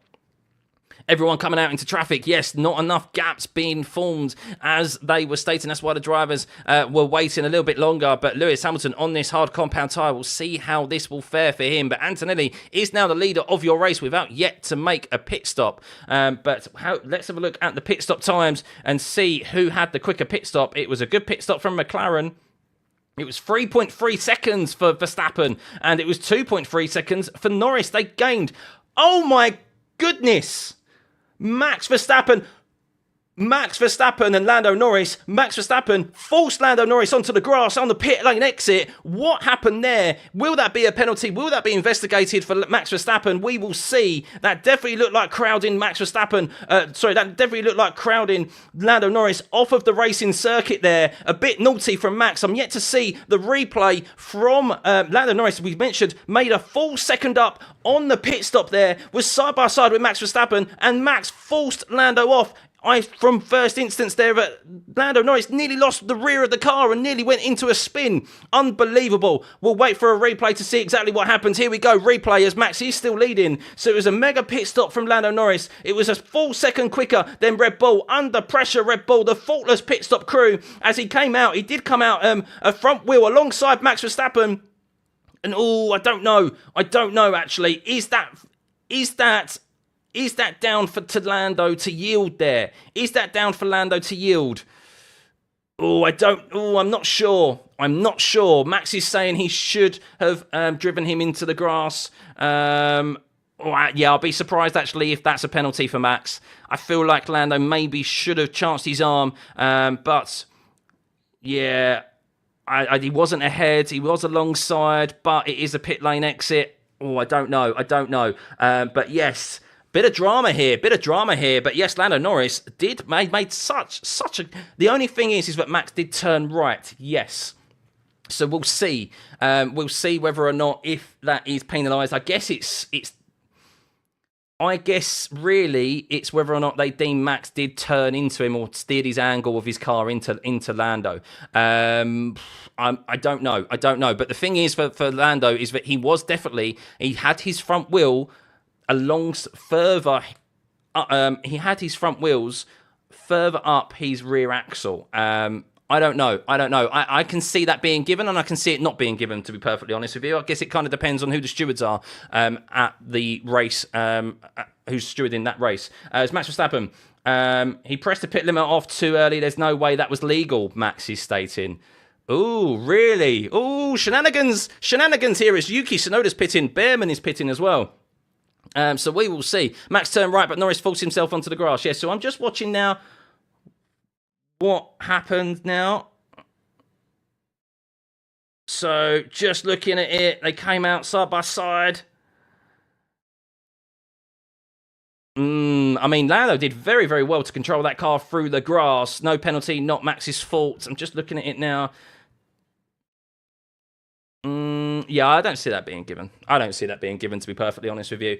You've got to give Lando credit for having the opportunity to go at it. You've got to, really. You've got to have a go. If you don't, then what's the point? Yeah. But yes, Lando, with that extra 1 second advantage that he had in that pit stop there, by the great pit stop of McLaren, did give himself an opportunity, but yeah, forced himself onto the grass there, and is now trying to get past Alex Albon to chase Max Verstappen, but it is still Antonelli after all of that, guys. Apologies, trying to bring the coverage to you as it currently stands. Antonelli is leading this race, still yet to make a pit stop in P1. Lewis Hamilton on the hard compound tyre is in P2 as Alex Albon pits and releases Lando Norris and Oscar Piastri, which will be a breath of fresh air to them, but that gap is now 2.3 seconds to Max Verstappen and Lando Norris. Hadjar is in P3 at the moment on the medium compound tyre, Verstappen in P4, Norris of course, have just had that tangle in the pit lane exit there. Piastri in P6. Charles Leclerc is in P7. George Russell, the first of those drivers to pit. That undercut hasn't worked for George Russell pit exit incident involving cars Verstappen and Norris has been noted. It has been noted. Interesting. We will keep you tuned for that, guys. Keep an eye out at the top of your screen there. The race control messages as to what is resolved there. The stewards are looking into it. So it's definitely worth looking into. Whether or not it's a penalty or not, I don't know. As we mentioned, it's a grey area. It could be here or there. They have a lot more data. They have a lot more time to assess the inputs of Max Verstappen and Lando Norris to see exactly what occurred, rather than me trying to provide a watch-along stream for you and looking at the TV replay.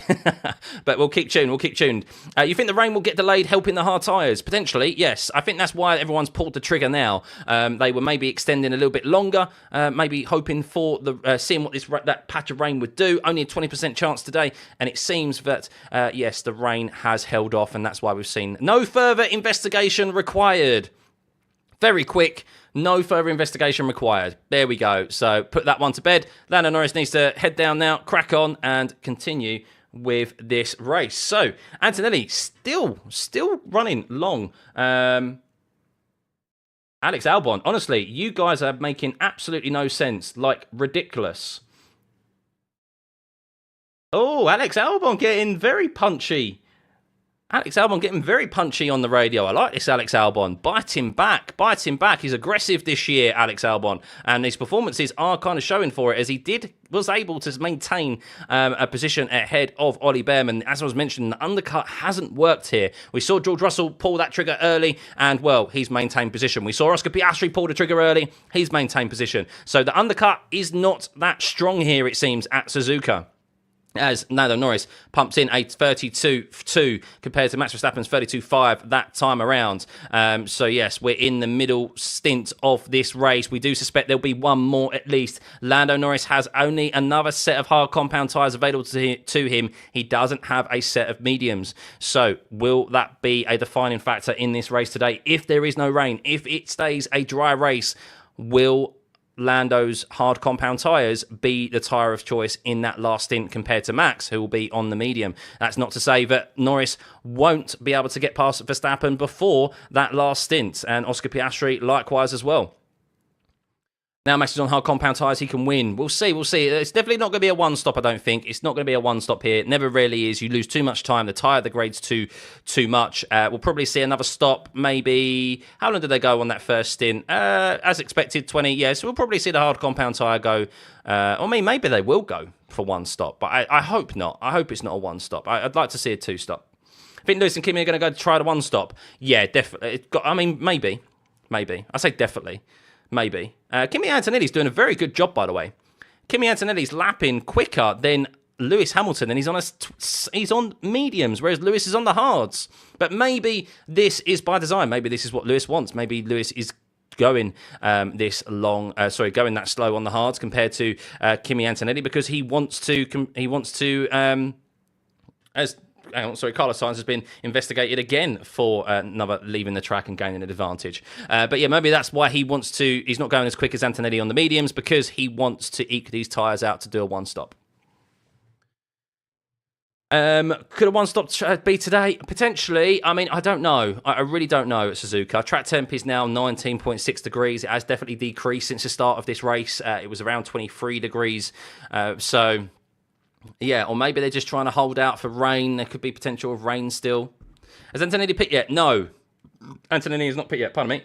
Lando says no further action on the pit exit. Just means we'll have to overtake him on track. You're doing good job on the tyres, better than he is what they reported to Lando. And Lando had no reply, supposedly.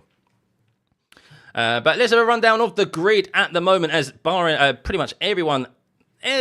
Nearly everyone's made a pit stop here, guys. If you can hit that like and subscribe button, as always. Trying to hit 40,000 subs today would be absolutely amazing if we could do so. Just a token of your appreciation that you are liking these streams and the content that I'm bringing to you. As Pierre Gasly, is it Pierre Gasly? Who's on Bortoletto there? Who's attacking Bortoletto? As Alex Albon is attacking Bortoletto and gets past the Stake F1 car, who is still yet to make a pit stop down into turn one. Esteban Ocon going long on that hard compound tyre. We've seen Esteban Ocon take hard compound tyres very long in the past. As I mentioned that Lewis Hamilton was going quite slow, he then pumps in the fastest first sector out of anyone. There in Sector 1 on the hard compound tyre. So a much better first sector there from Lewis. Maybe he's now starting to use up more tyre. We'll see.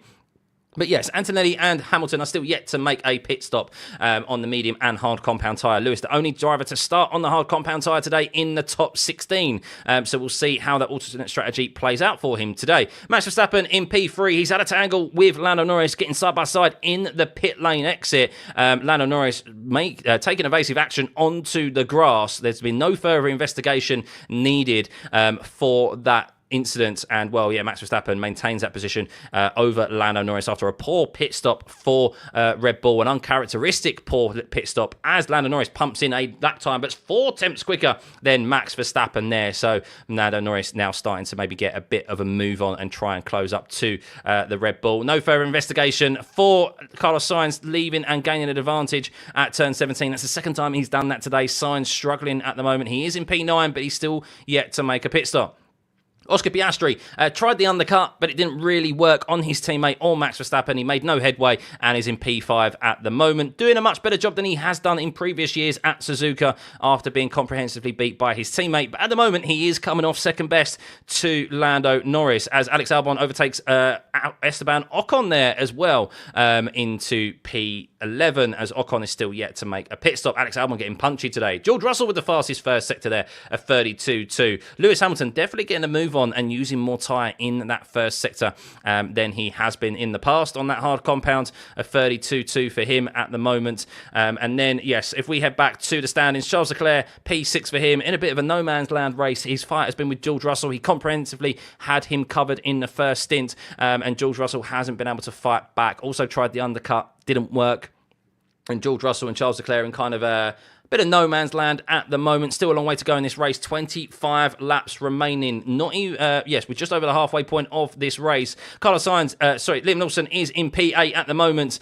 Still yet to make a pit stop, as is Carlos Sainz in P9 as well. Isaac Hadjar, a great race from him at the moment, is in P10. He has made a pit stop. He was in P8 before those round of pit stops, and he will regain that position back when Liam Lawson, his teammate, and Carlos Sainz eventually make a pit stop. Alex Albon getting punchy today in P11. Ocon still yet to make a pit stop in P12.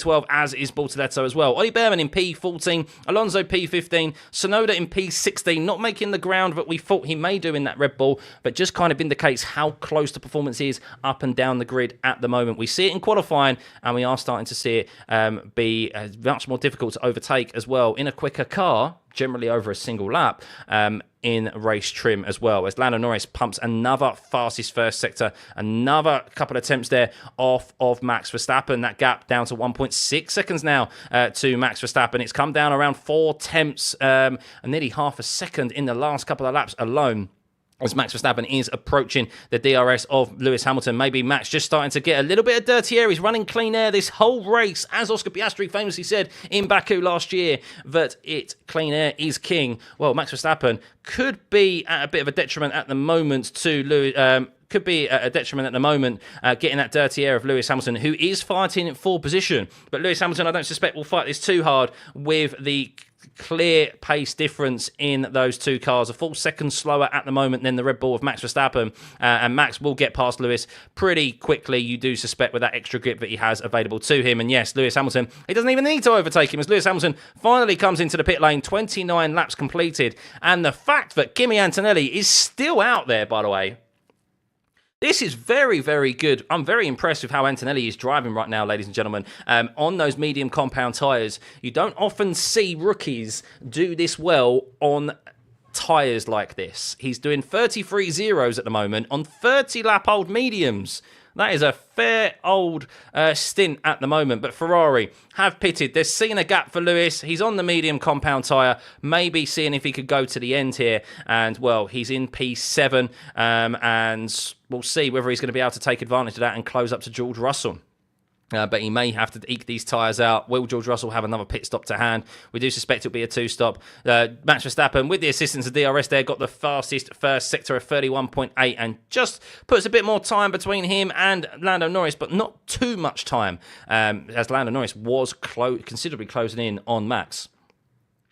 Antonelli stop, let's go. Lance Stroll has made 2 pit stops before Antonelli's even made 1.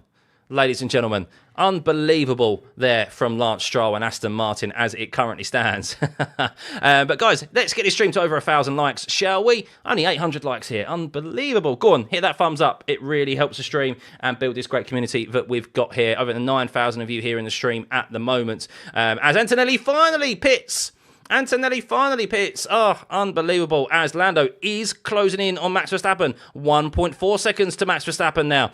He gained 2 tenths on Max in the middle sector. And Max it could have been more there, really, on that overall lap last time around, even though Verstappen set a fastest lap. But that was primarily due to the DRS assistance in Sector 1. We'll keep an eye on that interval there. Lando definitely on the charge, that is for sure. As, yes, Lewis Hamilton massively locked up when he was in front of Max Verstappen when he eventually dove into the pit lane. As Antonelli, is he going to be able to stay out ahead of Hamilton? He is, and he's on a set of hard compound tyres. So alternate strategies there for Lewis and Antonelli. It'll be intriguing to see how that fight progresses. But Lando Norris, can he gain on Max Verstappen in the middle sector here? Using a bit more tyres. He is fully within that dirty air window of Max now. Catching is one thing, but overtaking is another, especially when the driver you're trying to overtake is Max Verstappen.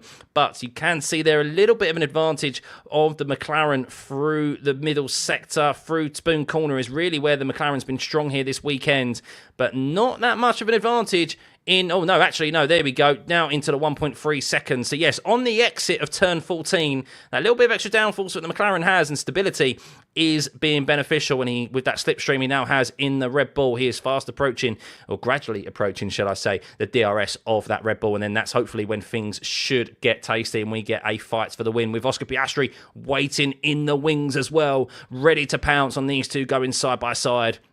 We have 21 laps remaining. What is going to happen in the remainder of this Japanese Grand Prix? Can Antonelli win the race if he only does a one-stop? No, I do suspect now. Are we going to see another stop? I'm not sure. I mean, I guess Hamilton and Antonelli are maybe forced the guys up front's hands to do a one-stop, because they'll give up track position if they do a second pit stop. So we need to keep an eye out on the gap. I mean, I guess Verstappen and Norris could pit right now, and they would only just come out behind Antonelli and Hamilton, because the pit stop lost time is 22.5 seconds. So they do have a gap to Antonelli and Hamilton. So I do suspect that there will probably be another pit stop at some point, and they will probably pull out that sufficient gap to Antonelli and Hamilton. But then it's on Leclerc and Russell. Are Russell and Leclerc continuing to go? But yeah, we'll see. But 1.3 seconds gap, still staying consistent there this time around. No really advantage gained on Norris. Norris on Verstappen, as Esteban Ocon finally makes a pit stop as well. 33 laps into those hard compound tyres. But Piastri, with Lando Norris just getting caught up a little bit behind Verstappen, is closing that gap's come down to 1.6 seconds now. Do I think Lewis can make those mediums last? I think he can, yes. If anyone can, Lewis can. But I don't know how strong his pace will be. He needs to get past Antonelli now, really, and get into clean air if he wants any opportunity to kind of make this medium strat work. The hard to medium strategy work. But it's going to be tough. Yuki was so greedy, accepted Red Bull second seat. Now he's out of points. I'm a Yuki fan, by the way. No, he's not greedy. You have to take that opportunity. You have to. You can't pass up a top seat like that, because you'll be seen as a driver who just ducks an opportunity at a challenge and a top seat. He's in a positive situation. Yuki's in a win-win situation where if he does really well, he gets rightfully applauded and rightfully gets the adulation and the hype around him. But then if he doesn't, then he kind of has the fallback that everyone knows the car is not there. It's not great. It's only Max who can really drive that car. So, yeah, he's in a win-win situation, really. And it's only his first race as well. So, yeah. What this clearly indicates is that Red Bull is no longer a rocket ship. We saw it even in China. Norris wasn't even able to massively make up a lot of ground in the sprint race. So, yes, these cars, while they're quicker in clean air, as soon as they get into dirty air, they're not that quick. They can't just steamroll past the midfield anymore like they used to. That is how close the performance is. So interesting there. Liam Lawson and Carlos Sainz are on a set of softs. So they're going to go for a set of softs for the end of the race. Interesting. Okay, so if they've done that, then surely Hamilton will be able to get mediums to the end. Yes, that should be no issue at all. But Lando Norris, that gap, not able to close in on Max Verstappen at the moment. Not able to close in. Hamilton not able to close in on Antonelli either, who had just set the fastest lap of the race last time around. Is it going to be a purple again here? No.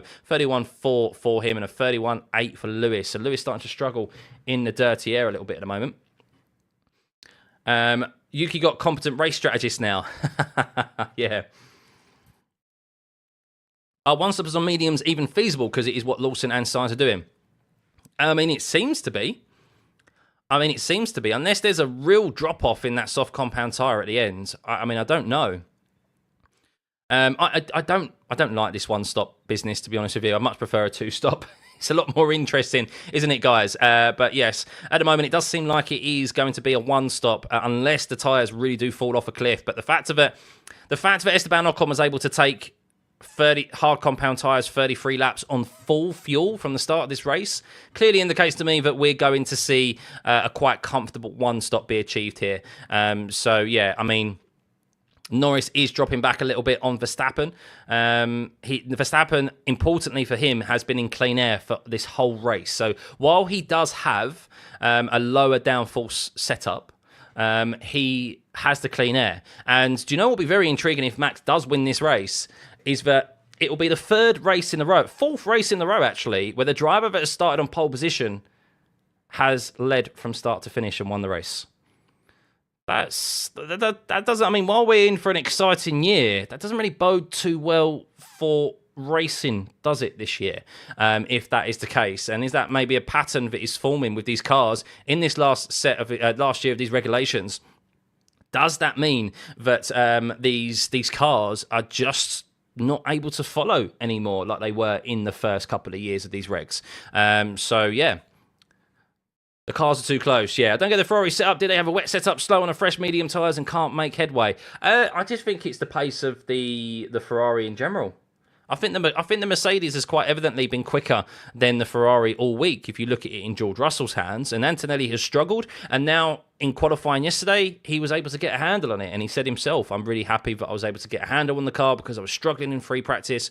But now, on the harder compound tyre, he's doing a good job, and he's been not far off of his teammates' performance. So, yeah, been a very, very good race for Antonelli, and he's only going to build as the season progresses, for sure. Hey, Tian, good to see you all the way from South Africa. Yes, welcome everyone tuning in from wherever you are in the world. This stream is truly global. We even had members at Trackside yesterday using this stream as support for commentary due to the language barrier. So yes, we are utilised trackside here, guys, at this watch along. So big thank you to everyone for tuning in as always. Over 10,000 viewers once again. Mega, absolutely mega. Third race weekend in a row. So yes, please continue to hit that like and subscribe button as always. Over 1,000 likes now, and we are trying to hit 40,000 subs as well. So thank you, guys. Dirty Air and One Stops raining on, Dirty Air, One Stops, raining on the phone all the time. Unfortunately, yeah. Stroll will be one lap down soon. He will be, will he? Yeah, he will be soon. Yeah, I was looking at the crossover there. But you can see their colour signs evidently going quicker at the moment. He's got past Liam Lawson now with that soft tyre compound that he's got. Isaac Hadjar's doing well. An update on the other RB car in P8. He's not being chased down, really, by Alex Albon at the moment. 4.4 seconds back, Alex Albon is. He's been very punchy today. Ollie Behrman, 3.7 seconds ahead of Fernando Alonso. Hopefully he'll be able to hold on to that last point scoring position. Fernando Alonso looking to finish this race for the first time this season. He's obviously DNF'd in Melbourne and had a mechanical failure in China. And, well, how about at the front then, shall we? Update. Lando Norris, 1.3 seconds back from Max Verstappen. Oscar Piastri is 1 second back from his teammates. And I wonder if there are team orders at play here, and it's just, let's just try and get a little bit further into this race and go for the race win. Because if the teammates do start to fight each other, then they will lose ground to Max Verstappen. That's not what they need right now. It's all about the race win. And if Lando Norris can try and unsettle Max and at least get side by side, which he's unable to do at the moment, Oscar Piastri may be able to pounce on that battle. But Oscar at the moment, even if they did swap positions, as Hamilton is saying, to really like to know where we're so slow. This corner, this corner, this corner. Hamilton, okay, but how much? Let me know. Let me know. I want to know how slow I am because he's struggling on that medium compound tyre and losing considerable ground to Antonelli now. 2.6 seconds, 2.7 seconds back from the young Italian.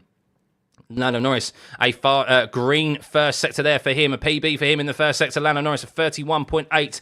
And, well, that gap now down to under 1.3 seconds, but it just went out there on the exit of turn 11. That's the corner which they did report earlier that Lando was losing a bit of time to Max. Albon isn't really trying. He'll probably end up finishing where he's at. Yeah, I mean, they don't have to do too much. They need to also look after. You have to fight your battles out there. The gaps that you're in. If you're in a gap where you know you're not really going to be able to close up to Hadjar, as we've just mentioned numerous times, catching is one thing, overtaking is another with this dirty air. As soon as you get into that 1.5 second window, as Lando Norris is finding out right now, it's very difficult to try. it's very difficult to gain time. And at the moment, Lando is struggling to do that, although he did just gain a 10th there on Max in that last chicane, which will help, but he's still not within the DRS. That's primarily what he needs. But Max doing a good job thus far with 15 laps remaining. We're on lap 39. Max Verstappen leads from Lando Norris, 1.2 seconds ahead. Everyone up and down the grid has made a pit stop now. Oscar Piastri, 1.3 seconds back in P3. The front three have been in a league of their own today. Of course, we saw the two friends, Verstappen and Norris, go side by side and tangle in the pit lane exit, where there was no further investigation when Lando had to take avoiding action to the grass. And well, Lando has just gained a bit of time on Max there in the first sector as well. Another 10th gained. He's chipping away at that gap, but this is the corner here, turn 11, where Lando has not been able to match Max Verstappen. Will he be able to this time around? Will he be able to gain time here? No, he loses it again. Lost 2 tenths on the exit of turn 11 there. That's quite substantial, and that is where Lando is not able to gain at the moment. He really needs to now turn 11. But with that dirty air, he's just not got the traction that he needs out of turn 11. And yeah, make advantage of it. And you can see that gap now 1.4 seconds back. This is the problem with Suzuka. It really needs more DRS zones. Well, there used to be, I believe, a brief DRS zone from turn 14 before 130R. So, yeah.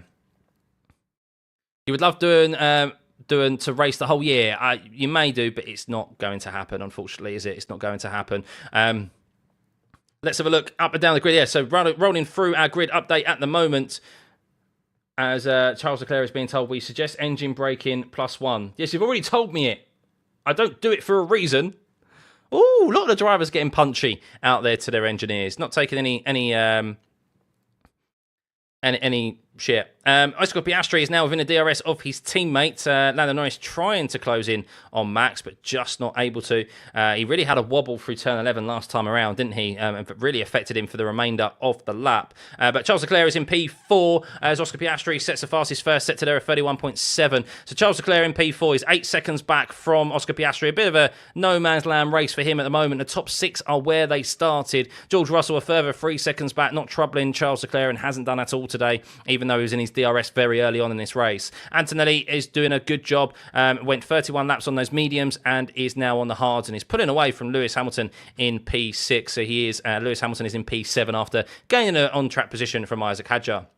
Isaac Hadjar in P8 is doing a tremendous job. He's 5 seconds ahead of Alex Albon, and yes, a very good result on the cards here for the young Frenchman. Alex Albon in P9, it'll be another point scoring position for him as Verstappen is reported just tracking potentially incorrect adjust at the stops. Well, not incorrect adjust, but an issue with the flap. Okay.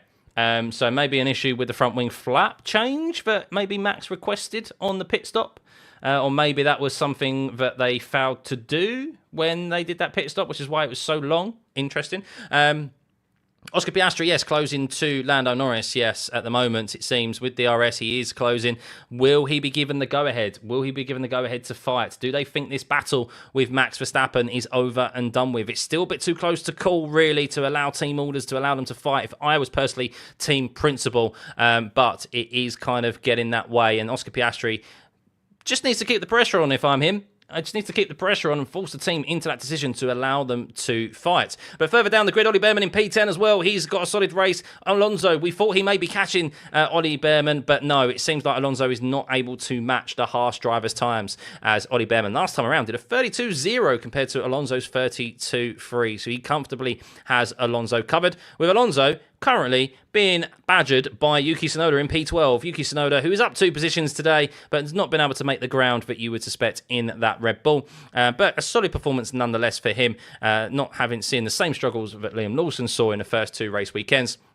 He is stuck behind Fernando Alonso. Pierre Gasly in P13 and P14. It does seem like that we're not going to have every single constructors team, or every team in the constructors, score a single point at the moment in the first 3 races of the season, as Alpine are the only team yet to score a point, as they are in 13th and 14th. Doing a tremendous job, actually, being in P14 at the moment, doing the undercut on a few drivers there. He started down in 19th, and he's now only a sole position behind his teammate. Hulkenberg in 15th, Sainz unbelievably poor performance from Sainz once again in P16. Liam Lawson in P17 could have done better from him as well. Maybe potentially left him out there a bit too long on the mediums. Ocon in 18th, Bortoletto in 19th, and Stroll, who's the only driver to make 2 pit stops at the moment, is in P20, where he started. So yes, not too much to report really in this race, not too much overtaking. We thought there might be rain. Maybe we needed rain to spruce this race up a little bit, as Oscar Piastri sets another fast first sector. How long will Lando be able to sustain any sort of challenge on Max Verstappen? Has he potentially just dropped back a little bit to cool off his tyres and then go again? But they are lapping very consistently, both Verstappen, Norris and Piastri, and that's the problem for them, is that Norris is just not able to gain an advantage on Max, particularly through turn 11, where Max has had him covered for this race, and that really does set up the rest of the lap for Max Verstappen in holding off Lando Norris. We needed rain. I think so. I think we did need some rain. Max benefiting from Stroll's slip. Partially. He won't be benefiting too much from it. Stroll dirty air can be filled 2 miles behind. Max struggles to overtake. Is it Piastri's birthday today? Is it really? Happy birthday, Oscar Piastri. Big thank you to everyone still tuning in, by the way. Over 1,100 likes and 10,000 of you in here, as always. Always crazy to say. So big thank you. Please hit that subscribe button as well. If you could get the stream to 40k, it'd be absolutely amazing. We'll be back, of course, next week in Bahrain. Another race. Start of a triple header this is here at Japan, as we head to Bahrain and Saudi Arabia in the next 2 weeks. So, little bit of a so Norris just not able to gain on Max Verstappen at the moment. Look at that, almost identical there. You're talking a couple of thousandths of a second separating Verstappen and Norris in the first sector there. 31.711 and a 31.714. So marginal between them. So close now at the moment. Oscar Piastri. Is Lando still saving? I think I should go soon. I think I have the pace to get Max. Oh, here we go. Here are the shenanigans of Piastri. He's got to say it. I mean, the DRS is assisting you, Piastri, to be honest, with the pace. But yeah, we'll see. Great call again today. Makes the race more exciting than the racing with no overtakes. Yeah, exactly. And that's the thing with the community, isn't it? We've got plenty to discuss still after the race. So be sure to stay tuned as always, guys. He's really close. Yes, Oscar is close. He is very close. Pirelli have blood on their hands. Why were the tyres changed in the last year of a reg? A second one-stop race. I know. Yeah, I know. Hang on, Oscar Piastri. This is Lando's pace. Okay, like I said, I think I have the pace to get Max, is what Piastri has said. Ooh, what's going to happen? There's no way Lando's going to give up the position. There's no way Lando's going to give up team orders, is he? And go, okay. Because let's be honest, Piastri isn't going to let him pass.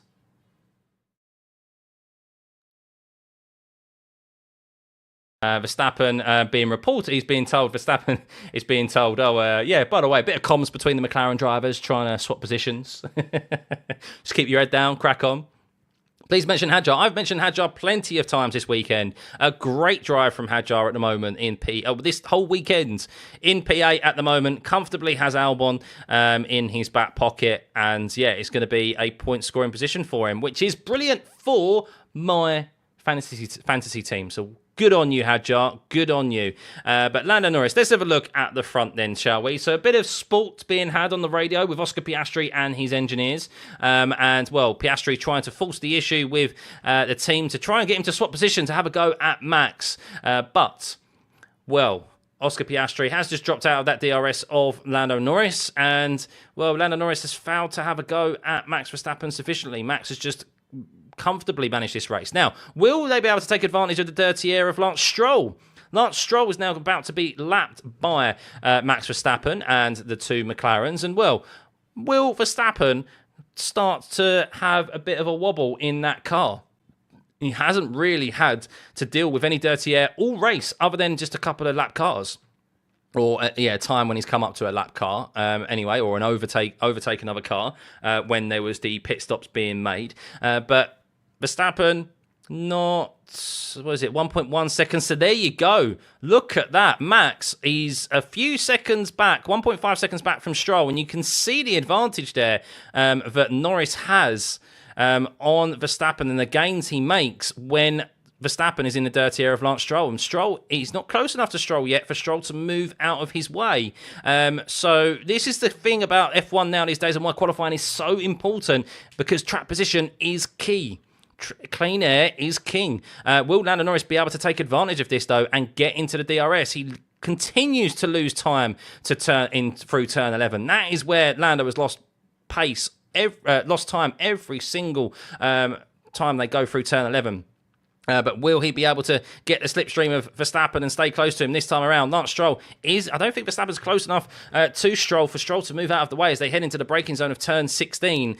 So Lando really needs to try and take advantage of this. Of course, Verstappen may get DRS now with Lance Stroll, which won't help Norris's aspirations in trying to overtake the Red Bull. And I think Stroll has now got out of the way. Blue flag for Lance Stroll. And, well, Norris gained a little bit, a tenth or so, as he lets all three drivers through, but yes, no real advantage gained there. I mean, a little bit, actually. A little bit. 1.1 seconds now. Norris on Max Verstappen. A bit closer, but we will see that he'll lose that time again as he heads into turn 11, no doubt.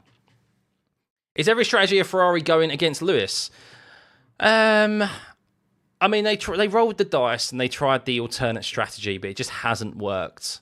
It hasn't worked. So, yeah, I mean, the poor qualifying put him out there. But, I mean, look, ultimately, the Ferrari just doesn't have the pace. Charles Leclerc is 12 seconds back, 12 and a half seconds back from Max Verstappen. So here we go. Lando is just outside the DRS of Verstappen, but then instantly loses 2 tenths as he goes on the exit on power out of turn 11. And that is where Max has Lando covered throughout the duration of this race. And I just don't think, really, with 8 laps remaining, that Norris is going to have the opportunity to really push Max, barring a mistake from Max, which we know he doesn't make. Super, super consistent. Really turning spanners here. He's been there all race because of racing orders. What, Norris and Piastri? I mean, I don't know. I mean, Piastri has held station. The thing is that they're so close to P1. I get why they've been told not to fight. Piastri obviously is trying to force the issue, but Piastri would end up in the same place as Verstappen. Unless Piastri evidently has better traction out of turn 11, then maybe it is worth a go. Maybe. But they're both in a championship fight. So to swap positions and then Norris then doesn't get ahead of Max, I don't know. Antonelli with the fastest lap of the race, by the way. 31.0 for him on 15 lap old hards. Good lap there. Very impressive performance by Antonelli, who is catching his teammate, by the way. Antonelli, with 7 laps remaining, could catch and overtake George Russell. That'd be intriguing, wouldn't it? That'd be intriguing. He does have 12-lap younger tyres, but that'd be thoroughly deserved if so, because of that first stint by Antonelli on the medium compound tyre. Russell starting to catch Leclerc as well. He is, yes. So we could see a bit of a battle here between Leclerc, Russell and Antonelli in the closing stages of this race. Lando Norris this time around is closer out of that turn 11 than he has been for a very long time. For the first time in God knows how long, he was 1.1 seconds behind Max out of turn 11. So, will he be able to make advantage of that? He did lose a bit of time through Spoon, but that is very important for Lando because he hasn't done that for the majority of this race. V-Carb really messed up with the start for Lawson. His strategy going so long on the mediums? Yeah, I guess so. I don't know why he went... I mean, I need to look at it back, really, where Lawson was at the time. But yeah, I don't think there was really anything that indicated that Lawson couldn't do the same strategy as Hadjar. But we'll review it after the race, guys. We'll review it after the race. But, wow, let's have a look here. 6 laps remaining, guys. We are on the 48th lap of this race. Max Verstappen is your leader, as he has been from the start, from Lando Norris and Oscar Piastri in P3. There is 1.8 seconds separating the top 3 drivers, with Lando Norris now nearly within DRS of Max Verstappen. Can he?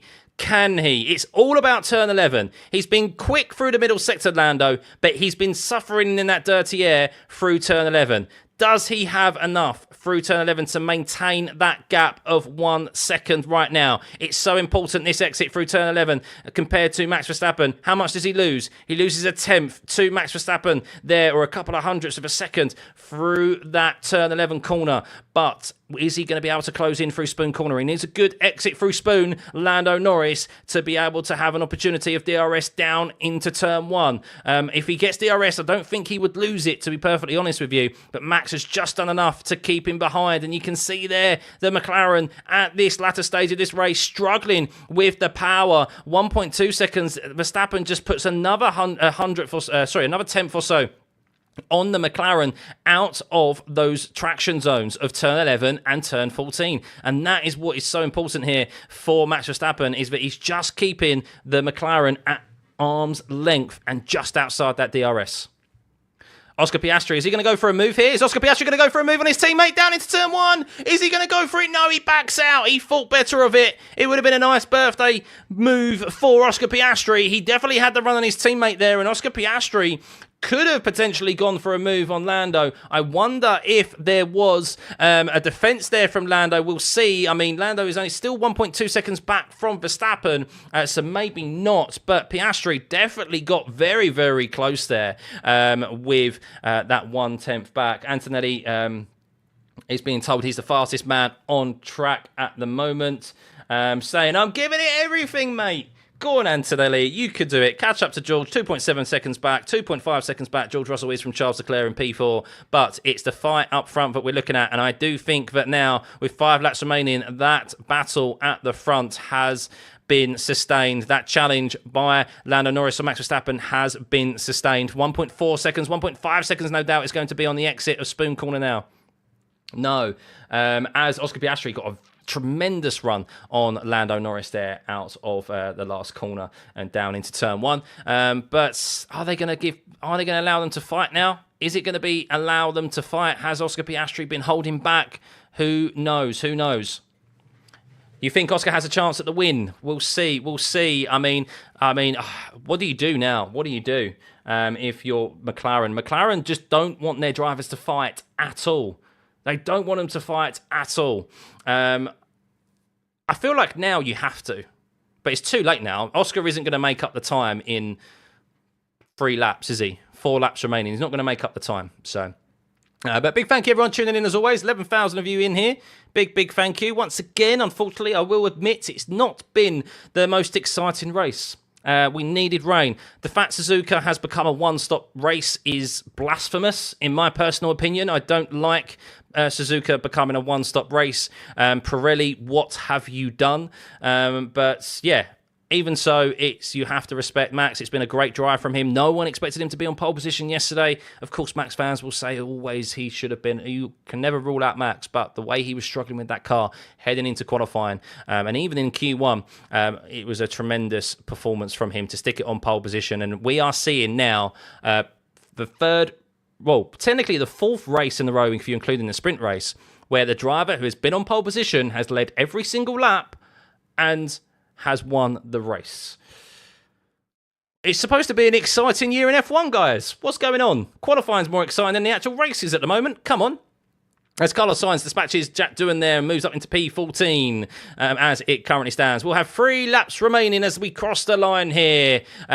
As we are now on the 51st lap. Max Verstappen leads from Lando Norris, as he has done throughout the duration in P2. Oscar Piastri, P3. Charles Leclerc is in P4, a further 12 seconds back from Oscar Piastri. 14.5 seconds back, the Ferrari is from the front of the grid there in Max Verstappen. Antonelli catching George Russell. Another fastest lap there from Kimi Antonelli. Unfortunately, there is no fastest lap point anymore in F1, so it doesn't mean diddly squat, but it will mean a lot to Kimi Antonelli and his hopes of getting a top 5 here at Suzuka. He had a tremendous first stint on the hard medium compound tyres, going 31 laps, something that you don't really see that you very rarely see from a rookie managing their tyres that well and the pace that he had. But Antonelli, who we know has done a lot of testing in F1 cars, They've prepped him very well, the young 18-year-old, the young Italian. He's very quick. He's very highly rated in the Mercedes stable. And, well, he is showing here, closing down his experienced teammate, George Russell, who doesn't have a contract for next season wrapped up yet, who is quietly going about his business, as we mentioned, and where we'll see the driver standings after this. I don't think he'll be third anymore, with Oscar Piastri finishing in P3, as it's looking like, as Piastri has now dropped back to 1.3 seconds, and Norris is 1.2 seconds, as he has been for the majority of this race. But a much better improvement for Oscar Piastri, though, because this time last year, or the last 2 seasons, Oscar Piastri was comfortably beaten by Norris here. He struggled on the tyres, and that we've seen no such thing here this weekend from Oscar Piastri. So definite improvements from Oscar Piastri, as I think there was a bit of time gain there by Norris on Verstappen in the last sector there, maybe through the chicane, as Norris is closed up a little bit, but I'm sorry, it does look like it's just going to be too little too late for Lando Norris on Max Verstappen, as we are on the penultimate lap of this race, guys. I hope you've enjoyed it. Please continue to hit that like button and subscribe, as always.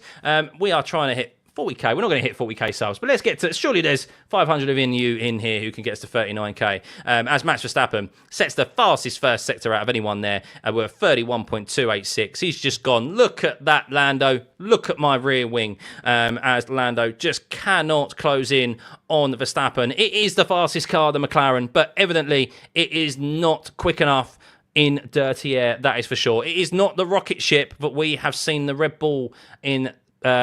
Max Verstappen's hands in the previous few seasons. The performance is still close enough that even if you're the quickest in clean air, you get in the dirty air, it is a different kettle of fish, as we are about to approach the last lap here at the Japanese Grand Prix. It was predicted we was going to have a very, very wet race. It did rain overnight. We have had no trackside fires. That's a positive. We've had no red flags.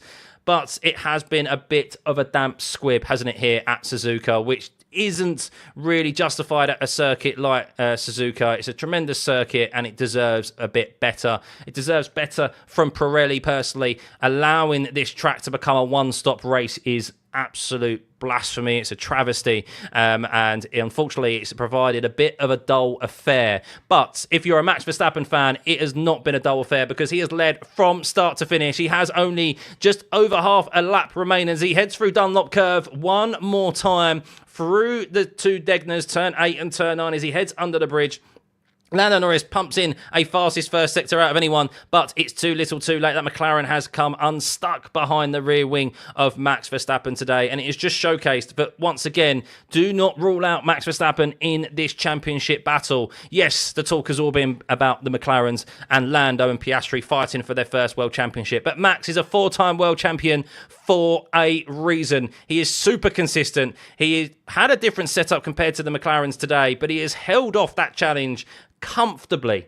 There was a slight moment caused by the slow pit stop of his Red Bull crew, an uncharacteristic slow pit stop by the Red Bull team that put him under unnecessary pressure from Lando Norris on the pit lane exit, but no further investigation was required by the stewards. And there's only 2 more corners now, 3 more corners, 16, 17 and 18 for Max to navigate. And well, Max Verstappen, it was tremendous yesterday, that qualifying to put him on pole position, and it's tremendous today as it's a start to lights finish, as Max Verstappen wins the Japanese Grand Prix. He's done it for countless times now. I think that's the 4th time in a row Max Verstappen has won the Japanese Grand Prix. He loves it here. Lando Norris came unstuck in P2, does continue to extend his championship lead, however, but it is being closed down by Max Verstappen, who will be in P2. We'll have a look at the constructors' standings shortly. Oscar Piastri in P3. He had the chance. He wanted to get past his teammate on his birthday and have a go at Max Verstappen, but the team said no. Charles Leclerc in P4, 16 seconds back from Max. That Ferrari and that Mercedes just nowhere close to the front 3 at the moment. It does look like it's going to be a 3-horse race for this championship this year. At least we do have that to look forward to. George Russell in P5. Antonelli just ran out of steam there, or ran out of laps, shall we say. Not steam, ran out of laps at the end there in P6 to close down and overtake his teammate. Lewis Hamilton only made up one position there. The only driver to start on the alternate strategy, hard to medium compound tyre. P7 he finishes. Isaac Hadjar, a great performance from Isaac Hadjar in P8. Brilliant drive there from him. Alex Albon in P9. More points picked up for the Williams, and he is clearly staking his claim as the #1 driver at Williams at the moment, with Sainz down in 14th. Another poor showing from Sainz this weekend. Ollie Behrman, points for Haas. Again, Ollie Behrman, what a drive from the young Brit. Alonso, yes, finally finishes a Grand Prix this season, but just outside the points in P11. Yuki Tsunoda, will not be happy, no doubt, of his performance in the Red Bull. He has high expectations of himself, but it just shows how important qualifying is, and that you really do need to sort your Saturday performance out if you want to have a good Sunday. But Yuki, lots of positives to be taken from that race, but it's evidently not that quick of a car, the Red Bull, in other drivers' hands, as we know, to completely wipe away and sweep through the midfield. Pierre Gasly in P13. Alpine will still be the only team yet to score a point in the constructors' standings this season. Carlos Sainz only up one position in P14 there. He changed to the soft compound tyres like Liam Lawson, but Sainz not at the races here today. Struggled, had a few offs through the last chicane, more so than anyone else out there on circuit. Jack Doohan, a good strategy call from the team there to gain him 4 positions, but P15 isn't good enough for his aspirations to maintain that seat. Nico Hulkenberg in P16, where he started. Liam Lawson down 4 positions into P17. I'm not quite sure the strategy didn't seem to really have the pace on the medium compound tyre, and I'm quite surprised the V-carb, now I think about it, the team left him out there so long. Should have pitted him a lot sooner. I'm not sure if he had a set of hards available to him. I think he did. But yes, probably another poor strategy call there, with a combination of Liam Lawson struggling a bit on that medium.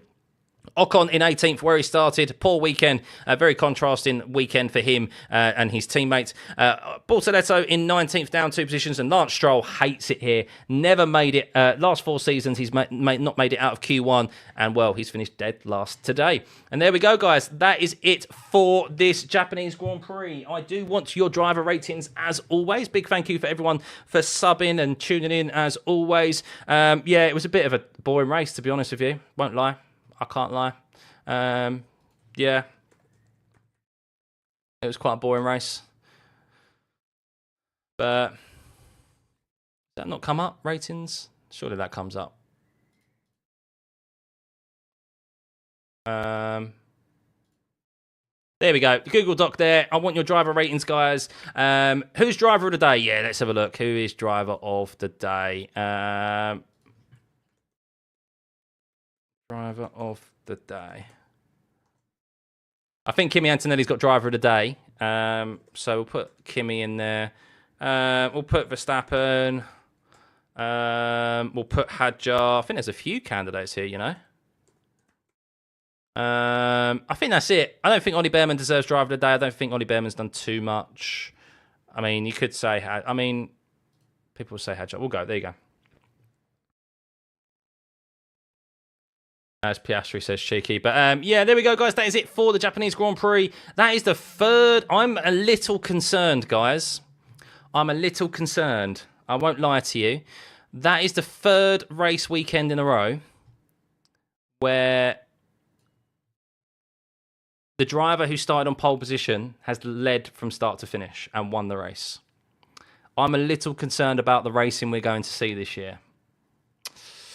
I'll still be tuning in for every single race. Of course I will in every single session, so I hope you will do too, but that doesn't bode well. I don't think Pirelli helped with the situation. How Suzuka has become a one-stop race here, an easy one-stop, is beyond me. I think it is... I honestly...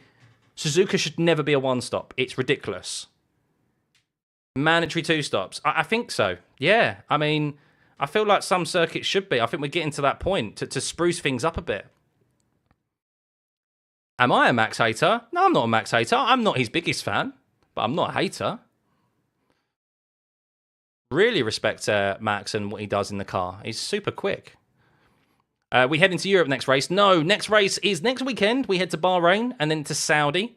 So they should have been at the start of the season, but because of Ramadan, they got moved to the end of the year. So, what are the driver standings? Yeah, let's have a look at the driver standings, shall we? So, championship predictions. Here we are, guys. Here we are. So, driver standing. There's 1 point. There's 1 point between Lando and Max now in the championship. Oh, my goodness. Oh, my goodness. 1 point. 1 point. Crazy. Absolutely crazy. Verstappen P2, Piastri P3, Russell P4. There, he's dropped down behind Piastri. Antonelli's 5th, by the way. Antonelli's 5th. Yeah. Crazy there. Isaac Hadjar moves up into 13th with points. Behrman. Hamilton's... Albon's ahead of Hamilton. Albon's ahead of Hamilton. That's how it shows how poor the Ferrari is at the moment. Yeah, I mean, it just... I don't... The McLaren boys are clearly not getting the most out of that car. Like, it just shows how important it is to get pole position here today. Just shows. That row for waiting after every race seems embarrassing for me. Albon is ahead of Hamilton, I know. What do I think about Lawson today? It was... I need to go back and look. We'll go back and have a look, but... It was quite evident that he was starting to struggle on the mediums, and I don't know why they left him out there for so long. Now, I need to check. I need to check the what tyres he had available to him. But I'm pretty sure Liam Lawson had a set of hards available to him. He did. I don't know. Don't ask me why, but VCarb decided to make Liam Lawson go long on the mediums and then do a soft tyre at the end. Why did they not just match Isaac Hadjar and put him on the hards? I don't get it. I'm not saying Lawson didn't have a good race, but clearly when you see a driver struggling on a tyre, you pick them off of it and you put them onto a different tyre, like the hard that they had available to them. I could understand if they didn't have a hard available to them, but they did.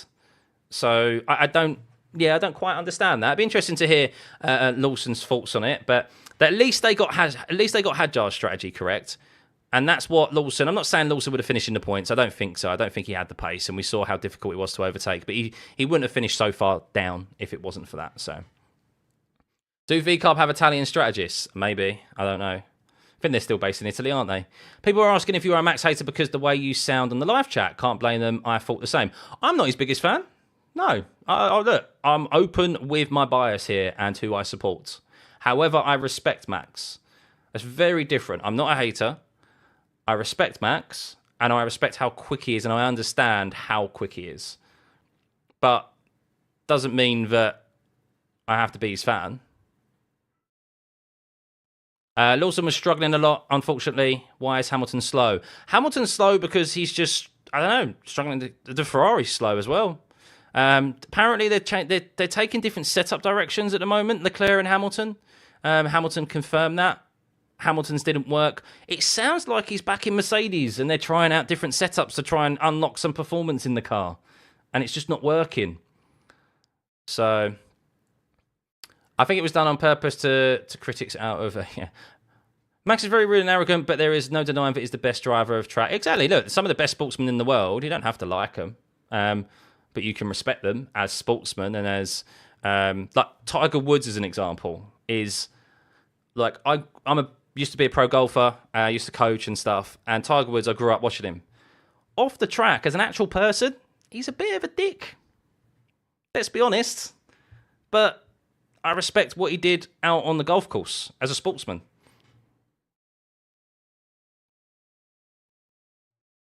Ferrari are nowhere right now, so much work for them to do. Do you know what? So I think the question needs to be asked with Ferrari, and someone did mention it in chat last time around, but maybe they're experimenting. Maybe they're using this season literally as a test season for some systems they want to use in the new regs. But the question needs to be asked with Ferrari. You had a very good platform at the end of last year to build upon. Like, you were arguably the quickest, other than McLaren, it was you and McLaren as the two quickest cars at the end of last year. Why have you changed concept? Why have you changed your suspension approach from push rod to pull rod? I think that's it. I don't think they've gone to push rod. I think they've moved from push rod to pull rod. Why have you changed the concept of your car and changed it so much? There wasn't that much evolution that was required. And now look where they are. They just finished, again, 16 seconds behind the front three. That's not good enough. That's really not good enough. And I don't see any upgrades that are going to be arriving or updates that are going to be arriving next week in Bahrain that are going to completely halve that gap. So, finally, a good interviewer. They need this guy to do it every race. Who is interviewing them? Oh, is that Hinchcliffe, isn't it? Is that Peter Hinchcliffe? Is it Peter Hinchcliffe? I think that's his name. He's on. He's the former IndyCar driver, isn't he? He does F1. Please come save you when you're done. No, George, that's what you get for getting in at 4 a.m. in the morning. Yes, I'll be there shortly. I'll be there shortly. The missus is struggling. She got in at 4 a.m. in the morning. I was getting up for work, and she was getting in from a night out. She's only had like 2 hours sleep till the baby woke up. So, since when has Ferrari been known for its patience in allowing such experiments? Crazy, yeah, I know. This season is less competitive. So, yeah, it's competitive in qualifying. James Hinchcliffe, I was close. It's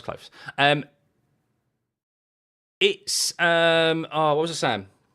Ferrari. No, was I saying Ferrari? Qualifying. Sorry, qualifying is competitive. It's so essential to tune into Saturdays now. But this is a pattern. Like four poles, including the sprint race. So 4 poles, and every driver is led from start to finish.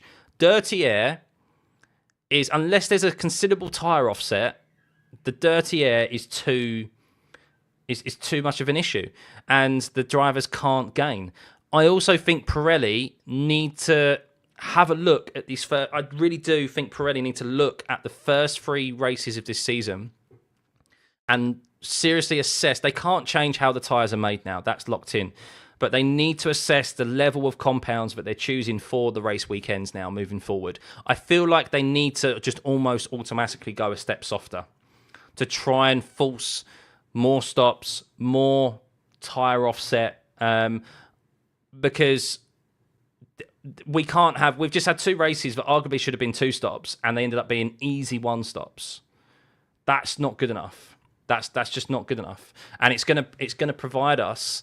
It's just gonna provide us with boring races, and it's just gonna be every race is basically just gonna be Monaco. How much stick does Monaco get every single year? It's all about qualifying. It's all about just who cares about tuning into the race on Sunday because it's just a procession. Well, that's kind of what we just saw today and last week. Like, we had the rain in Melbourne, but I tell you what, if we didn't have the rain in Melbourne, it would have been a procession as well. So qualifying is amazing. It's super, because of how close the performance is. Like, we're looking at the smallest margins deciding multiple positions. However, like, the race there's a lot left to be desired at the moment, and I think a change in approach needs to be made. Besides himself biting his butt because what's that? Yuki. Yuki had a good weekend, I think, overall. Yeah, qualifying will be tricky. I mean, but he needs to take positives from it. He didn't finish last. He finished P12. He'd be gutted he didn't have a good qualifying. He didn't finish in the points. But yeah, as I just mentioned, I don't want to go over it. It just shows you need to sort out your Saturday. You need a good Saturday, guys. Would sure be ashamed to remove Max Patrick. I think Hadjar's driver of the day, considering he's in the V-Carb car. Who's my driver of the day? I think personally, do you know what? It's tough. I think I do have to give it to Max.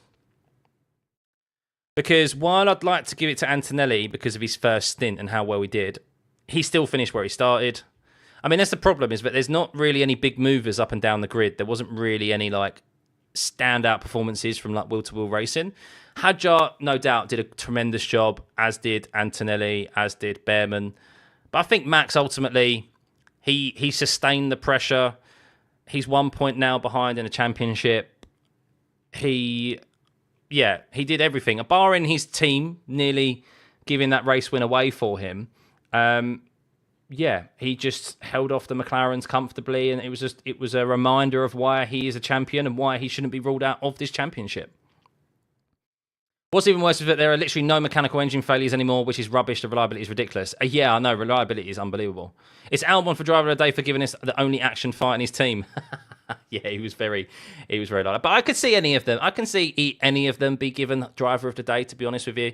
But yeah, I think if Antonelli had caught and overtaken George Russell, I think he maybe would have snuck the driver of the day for me. But because he didn't, that's why I'm going for Max. But guys, remember, just driver ratings. I want your driver ratings. I know it's going to be a bit tough, but remember, driver ratings are the qualifying performance and the performance on Sunday. So, yes, I will be taking your... There is a link here that I'll be...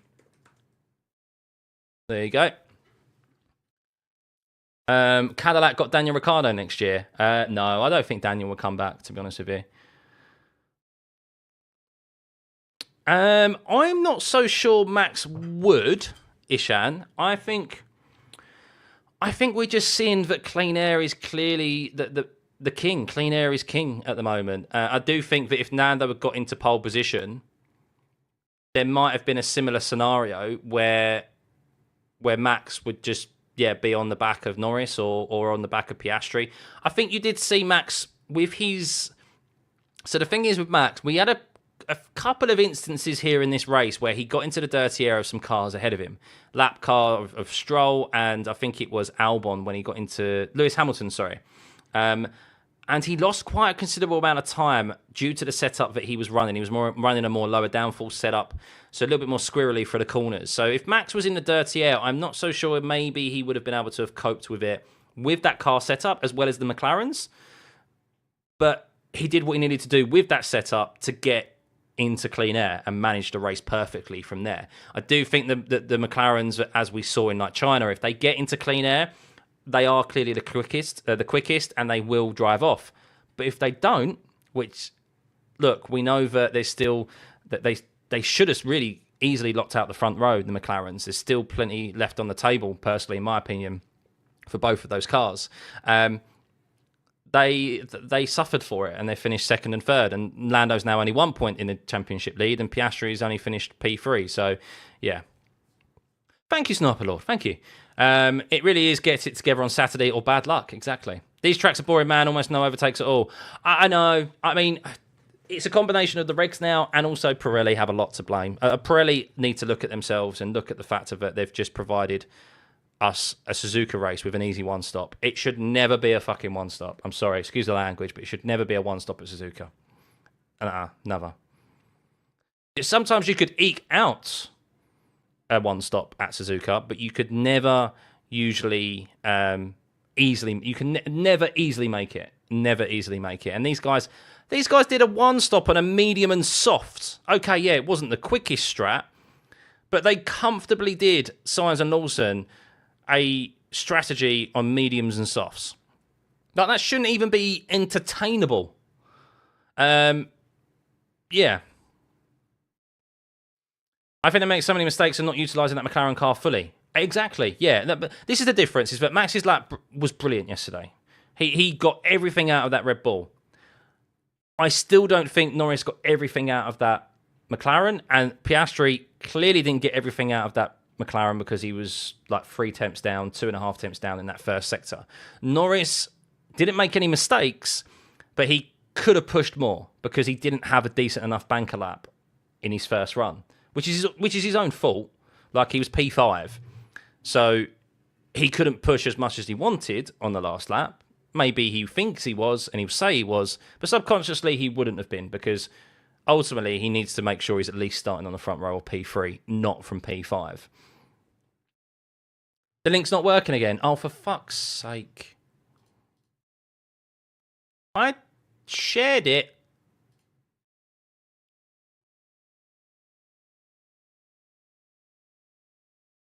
Anyone with the link can respond to it.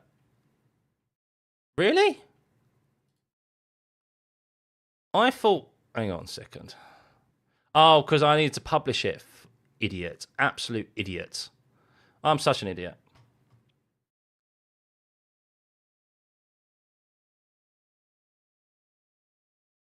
I'm such an idiot.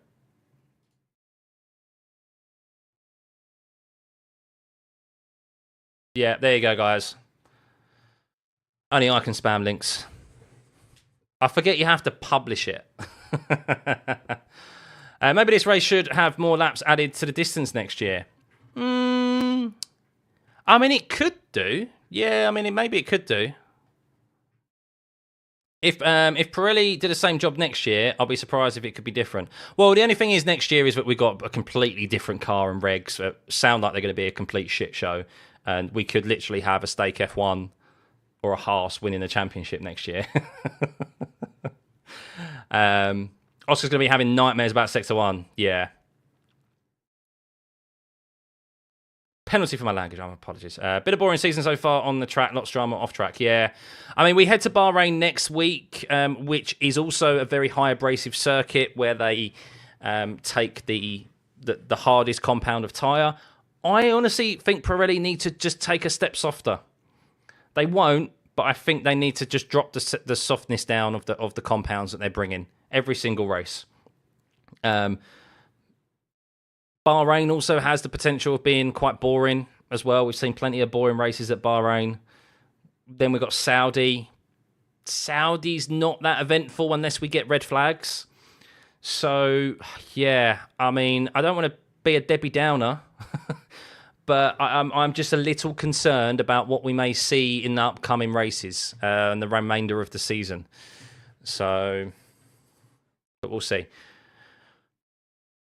They're only allowed to run 300 kilometers in a race. Do you know what? There you go. As much as I'm a nerd of F1, I didn't realise there was an actual limit to the track distance, the race distance. I knew there was a time limit. I didn't realise the race distance had a limit to it. Oh, there you go. It's working now. Yes. Yeah, guys. Yeah, let me know your driver ratings. I'll be doing them later on. Yeah, it's qualifying and the race today, obviously. So, yeah. Shock horror. Hey, should I rile up some Max Verstappen fans? If you think those of you think I'm a Max Verstappen hater, I'll give you a spoiler. It's a 9 out of 10 for Max. I'm sorry, it's 9 out of 10. It's 9 out of 10. I'm kidding. I'm kidding. Of course, you know it's a 10 out of 10.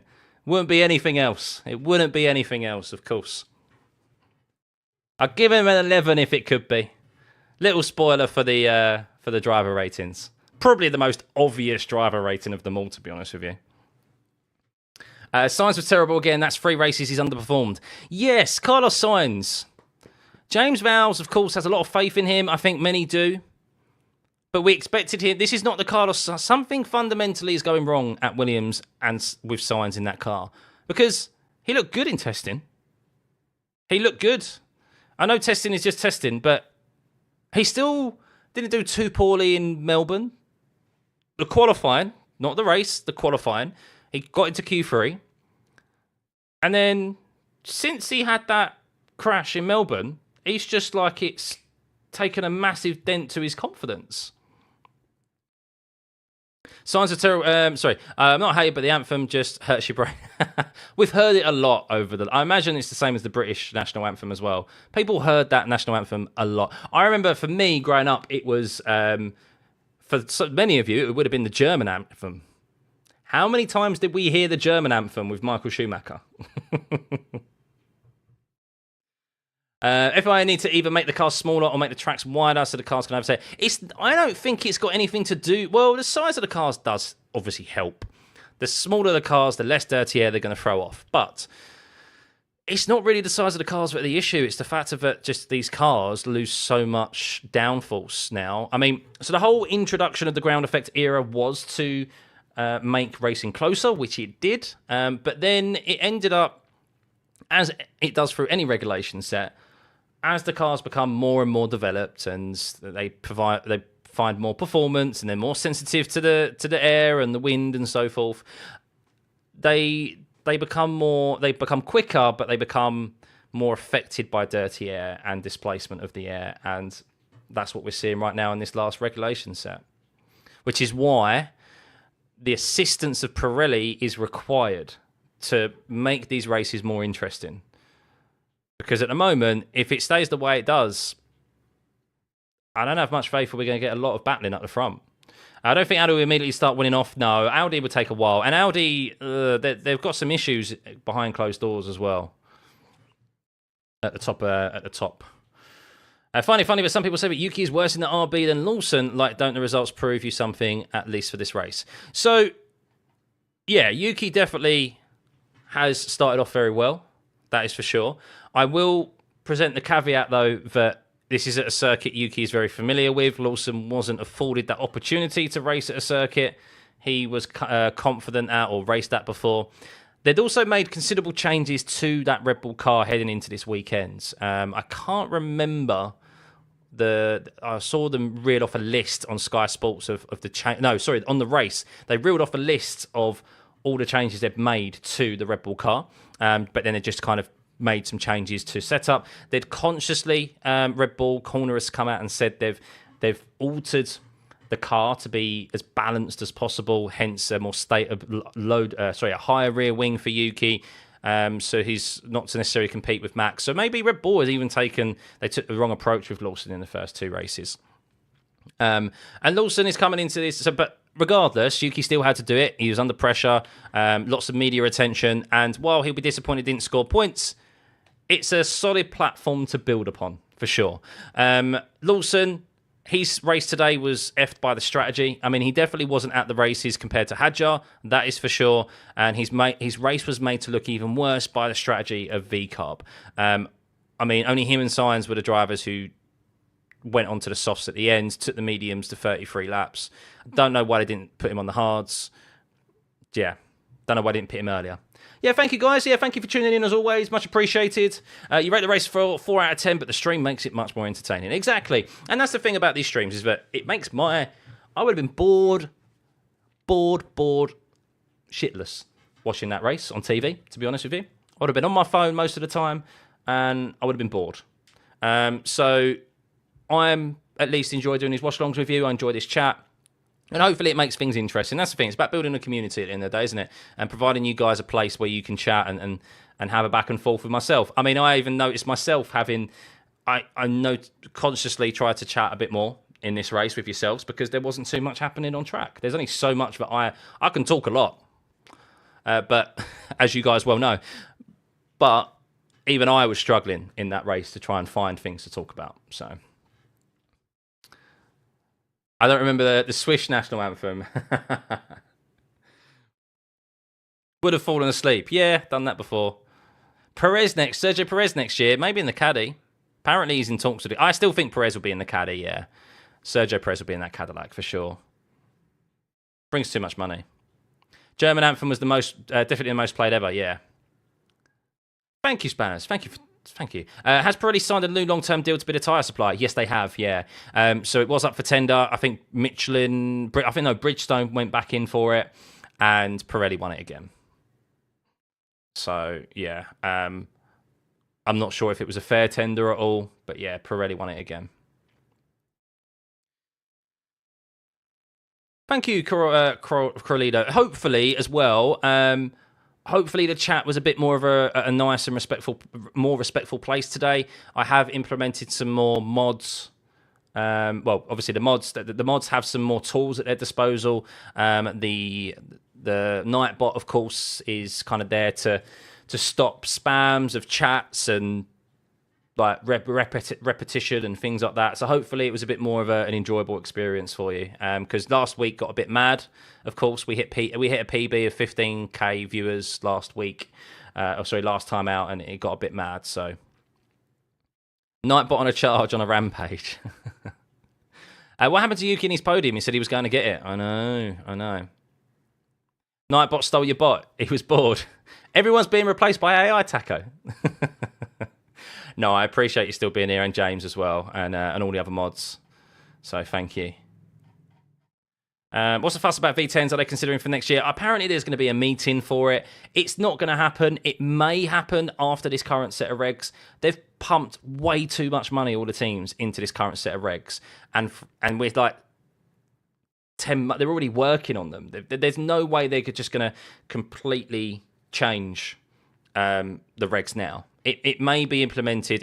What it may do, it may shorten this current set of regs. So I know, George, I'm coming. I will be. I'll be there in 2 secs. Ax, you said, what's my goal for subs this year? I'd love to double my sub count from what we had at the start of the year. So I'd love to get to 70k. We more than doubled it last year, and I'd like to keep that progression. That'd be amazing. So the mob police on patrol. Is it normal that I get a notification from the bot every time that I send something that you shouldn't spam? Did you get a message just now? If you did, then it might be because if you didn't, if you did, I'll have to look into that. If you may get a message the first time around because of because you might have been like in a timeout. But I'll look into it. Akita. Glenn, it's amazing how many people from all around the world can interact with each other. I know, and it was still amazing that someone at the track yesterday was using my stream as commentary and as a source of information. Trackside, I thought that was absolutely amazing, and it really puts these, because sometimes you just text on a screen, and just numbers next to a viewer count, and then you actually then realise, oh, you are real people. You are real. You are a real person at the end of a keyboard or a phone somewhere. What was that? If you spam caps, then Nightbot will get mad. Even though teams pump too much money into the current regs, there's still no logic to the V10. Going backwards, Alonso said. Yeah, I mean, I don't know. I don't really know. I think personally, this whole V10 argument, this whole V10 thing, I think it's a point scoring. It's politicking. It's Mohammed Ben Sulayem in a re-election year, trying to point score with the teams, and the teams have a lot of sway in across motorsport bodies who have the actual votes of who becomes the FIA president. So I think it's just them being. I think it's him just point scoring, to be honest. So on this one note, but like everyone before, so like him, but he doesn't time me out. He just is like, hey, you shouldn't do it or that with caps. Okay, yeah, I think you should. Yes, every time you do something that Nightbot says you shouldn't do, you'll get a message. So it's basically just excessive symbols, excessive emotes, and caps. I just wanted to, and obviously there's like words and so forth you can't say. So just trying to keep it a bit cleaner, as of course the streams have massively grown. But there we go, guys. That is it. I'm going to end it here. No, there isn't. You can. I don't think cap. I'll have a look. I don't think caps is banned entirely. I think maybe it is at the moment, but maybe I need to just reduce it. But I did a great job on the commentary. Thank you. Yeah, it's always nice to hear your kind words, guys. So that's it for this race. I now need to go save the missus so that she can go back to sleep and get some well-needed shut-eye. I think she's dying in the next room at the moment. Navjean, thank you for the kind words. This is multi-viewer. So yes, I will be